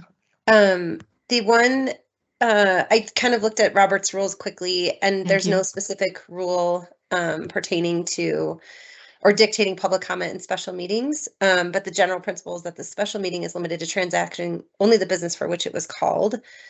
So it doesn't look, it looks like, well, it's not required. If the body chooses, it's deemed appropriate, right? Okay, so it might be another thing to get some legal counsel on. We'll add that to our list for this policy. All right. So I'm just gonna, are you good? Director Wilburn, did you have something you wanted to add? You may have just, I like Superintendent Haberer's suggestion of adding the word may. On this one, barring some legal hurdles, which I don't really see, I think less is more. I think simply replacing will not with the word may solves the problem, and not getting into a laundry list of this type of meeting, maybe we will, that type of meeting, maybe we won't, yada, yada, yada. The public is smart enough to figure out where public input is probably appropriate and probably not, that type of thing. I think less is more. I think it's a simple change. We allow people to speak in capacities that don't have anything to do with human resources, that don't have anything to do with hirings and firing, stuff like that. People can figure that out. I think that's the solution. Okay. Again, assuming 16 attorneys don't Yeah. swoop in and say you can't do that. Okay, I will add that to our list for me to discuss with legal counsel. So, okay, are you good with that, Vice President Collins? I'll move on to the next 4.4 item. No, that's perfect. Very wise. Less is always more. I just, you know me. Yeah. No, thank you. I appreciate that. Okay, next item for this has to do with 4.A and 4.F.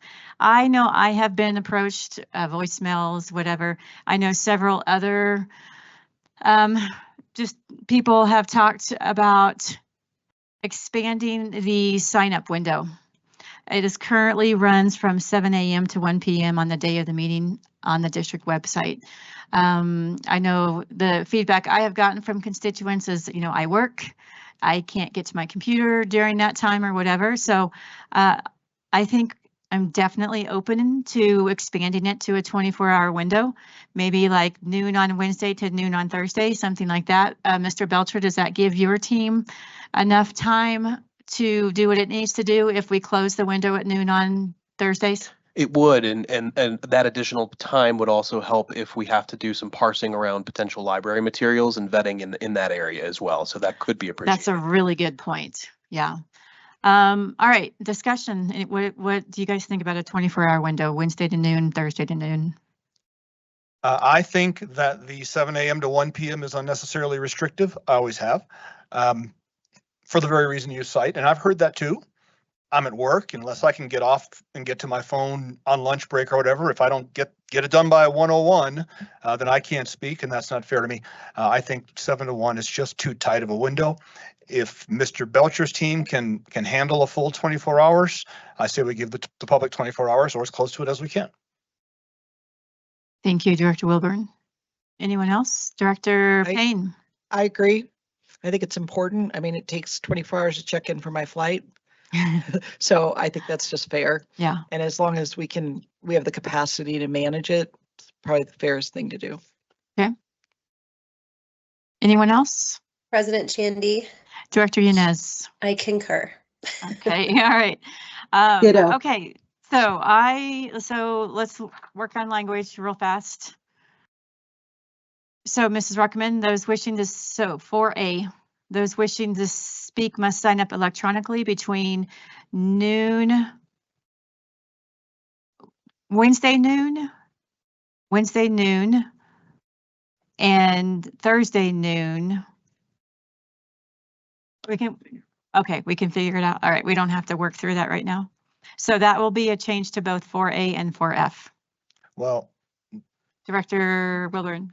The principles of unintended consequences. So if we're changing it to may speak for special, then rather than saying Wednesday, we might want to say the day before, because the meeting might not be on a Thursday. Oh, if it's a special session? Exactly. Yeah, okay, yep. 24-hour window. Yeah, Yeah, it could just be 24 hours before. yeah. Well, if we're gonna say noon, Noon, has to stop at Mr. noon. Belcher's good at figuring that stuff out. We'll just, Okay, we'll throw it over excellent. the fence into his yard. Oh, all right, I have nothing further. Does anyone else have anything further on 4.4? I hate to say yes. No, it's okay. Director Payne? And I would go back down to H if you don't mind. Mr. Sacaletti, if you could go back to H. One of the things that when we look at this and in our work session today, it doesn't really include when we look at behavioral patterns or behavioral threat assessment. Thank you. We really want to be consistent that we have language in here talking about prohibited nonverbal behaviors in board meetings, specific to obscene or sexually explicit gestures or displays, I think are important, or aggressive or intimidating posturing. I was just thinking to like bring this up to the 2025 era and to include that, the same kind of language that we would use in behavioral threat assessment should be included here. Yeah. Director Payne, would you be able to send that to Cheryl too, what you just read? Because that would be. Yeah, and I mean, I can just kind of go through like the general thing. I'm happy to do that offline if you think that that's easier, is just sending a draft, but it should include harassment and hate related symbolism. I mean, that's where we are in this country right now. So, and disrupted nonverbal conduct, threatening or stalking behavior is also something that we should include in there. So I would be happy to send that, and then we could maybe review it for the next board meeting. No, that's great, because there are a lot of postures or hand signals or whatever that can be made that are very disruptive that aren't included in this language. So, okay. All right. If you can, Director Wilburn. So this sounds to me like a study session in the making. Maybe we hash this out like that. We have Carol and we have Casey, probably Mr. Payne for some law enforcement background and some things like that. Maybe we just need to get this agenda items scheduled. Okay. Study session for November. Thank you. All right. Thank you, team. That's a great conversation. All right. We need a motion to approve resolution 297-25, approval of school accreditation status. Moved. I second. Discussion, please. No discussion? Okay. Nope. Roll call, please. Vice President Cons, Aye. Director Wilburn, Aye. Director Yanez, Aye. Director Payne, Aye. President Shandy. Aye. All right, we need a motion to approve resolution 298-25, change to capital asset amount and executive limitations policy EL 2.5, asset protection policy provision statement 2.5.9. So moved. A second. Discussion, please. Shandy. Director Wilburn. Actually, I do have a very Becky Allen type question, if I can remember for the life of me where it is. So the move from $5,000 to $10,000 seems perfectly logical to me. In fact, I'm surprised it hasn't happened already. Oh, this is easy.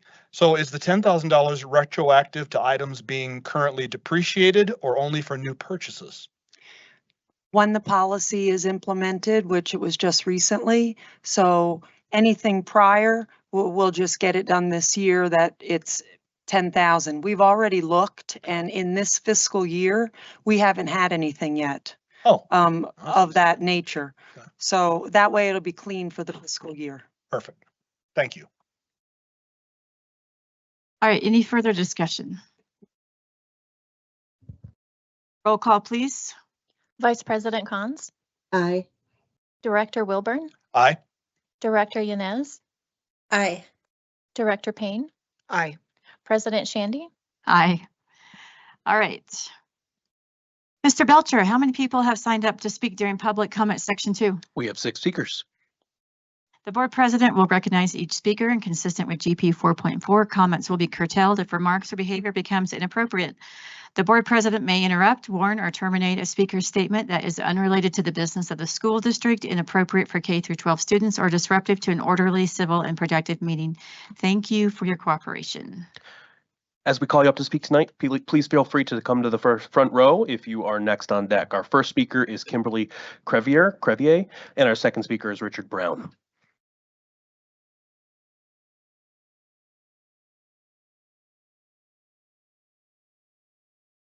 Good evening, members of the board. My name is Kim, and I'm the parent of 3 great D20 kids. I've never spoken at a board meeting before, but can no longer stay silent while you all ignore the real issues happening at our school.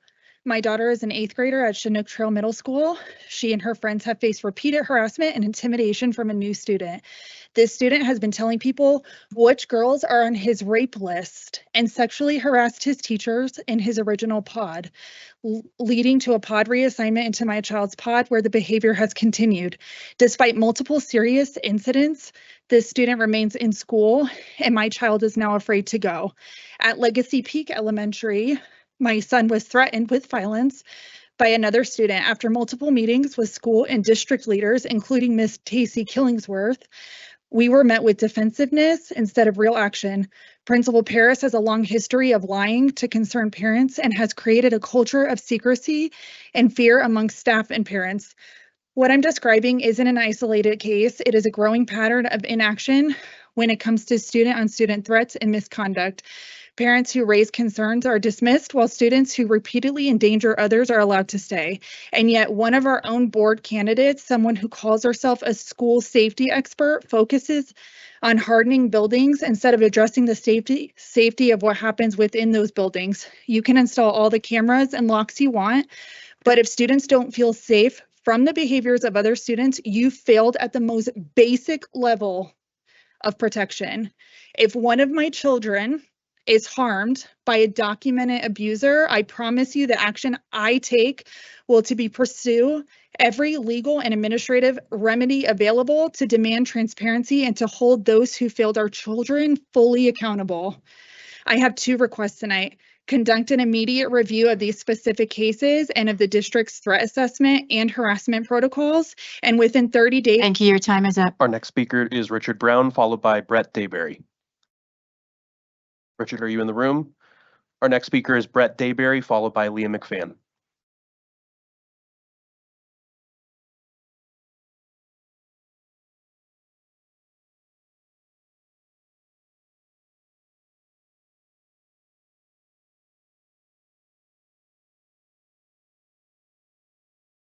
Four months ago at the June meeting, I welcomed Susan Payne to the board.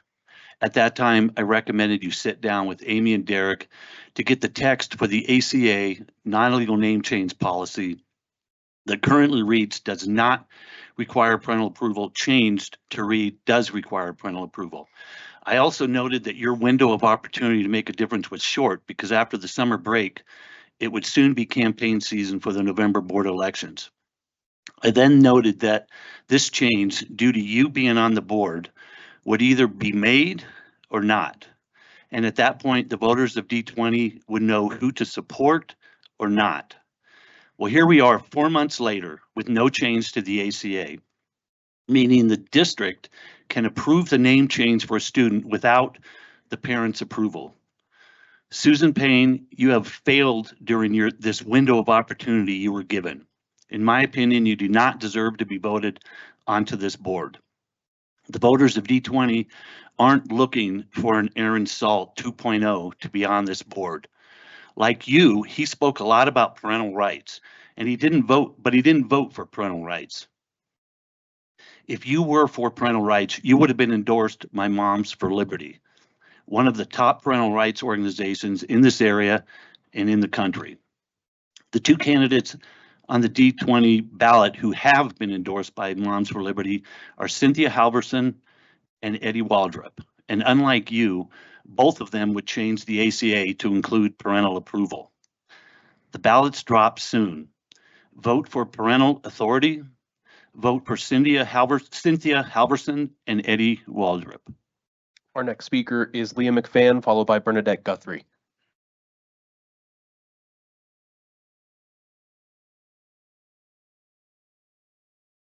Hello, Leah McFan, teacher in the district. Tis the season for school board elections, and with that comes, right on cue, the teacher-targeted smear campaigns. So in the spirit of the season, I've got two lists for you. List one, things that the board and some candidates claim are problems in our schools. Politics in the classroom, boys and girls sports, porn, indoctrination, failing PE, too much DEI, CRT, and SEL to teach the basics. List two, things that are actually problems in our schools.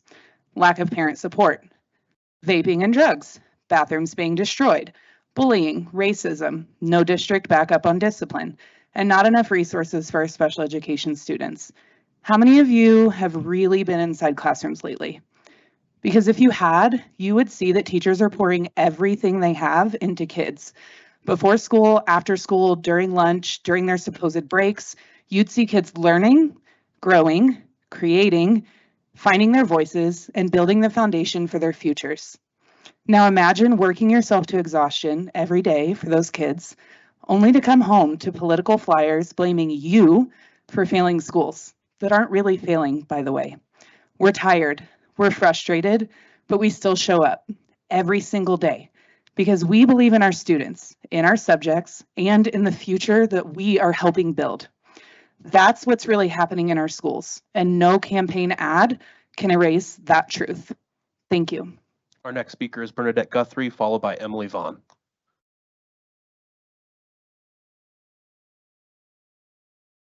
Here tonight to talk about something this board and cabinet claims to value, but really rarely demonstrates: transparency.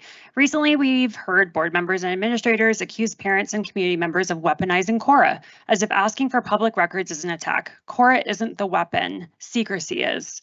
If this district conducted itself with openness and integrity, parents wouldn't need to file record requests just to understand the decisions that are being made about their children's education and whether those children are learning in safe and healthy environments. Instead, we're charged illegal fees for board minutes your own staff has admitted are readily available. We're stonewalled or ignored when we ask fair questions, and most outrageously, every board meeting video from the last 5 years was quietly scrubbed from the district's YouTube channel with no notice and no explanation, even though there are videos on other topics from over a decade ago.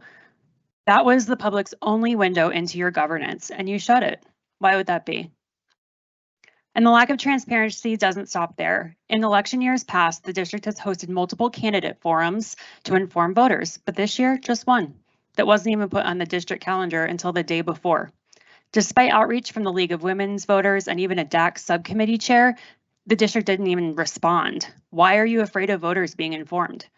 And let's not forget that our students no longer have opportunities to engage with forums because one of your current board members didn't know how to behave in front of children at a student forum and ruined it for everyone else. It's about a board. This is about a board that claims to serve the public while systematically hiding from it. You are accountable to us, the public, and it's time that you start acting like it. Our next speaker is Emily Vaughn. Emily, are you in the room? Richard Brown, are you in the room? That concludes our public speakers. Thank you. Was our business this evening focused on activities that promote and honor our mission statement, our belief statements, and our global end statement that reminds us that all students will have the knowledge, skills, and character necessary for a successful transition to the next level, and upon graduation will be fully prepared for success? Did the board hear information tonight that would require the review or revision of a policy? Yes, GP 4.4, which we have those modifications and we'll look at next study session for November. Did the board hear information tonight that would require a new policy? Not a new one, I do not believe, no. Did the board hear information tonight that the board would like to include on a future agenda and that GP 4.4 after we do the study session? And President Shandy. Vice President Cons. Thank you. This is perhaps a minor issue, but the more I thought about Director Payne bringing up cursive, I was fascinated. I think it was Mrs. Ruskin that pointed out that there's research that cursive is actually assisting and helping our dyslexic students. And I just thought that was perhaps something that we could dive into on a future study session, because there just seems to from what was presented, a correlation between the lack of cursive instruction and an increase in dyslexia over the last 10, 15 years. And, you know, aside from the fact that, you know, what Director Payne was saying about all the benefits of cursive, of being able to read historical documents, you know, there's all sorts of benefits. Anyway, it just grew on me as the meeting went on that it might be something we want to hear more about, because we certainly don't have to stick to the state standard minimums in our district. And there's a lot of things our students can handle to be more equipped. Okay, let's put it on November study session as well. I'll look at that when we do agenda setting and see what that study session is looking like. Vice President Collins, did you also want, you had one point, you had mentioned cell phone report, like what are we doing? Do you still want to do that? No, it was actually the administrative policy update came out the day after I asked that. And statewide and district-wide, we have that prohibition. So we're all good. Thank you for asking. Yeah, I just wanted to make sure. All right, there is no executive session tonight, so this meeting is adjourned.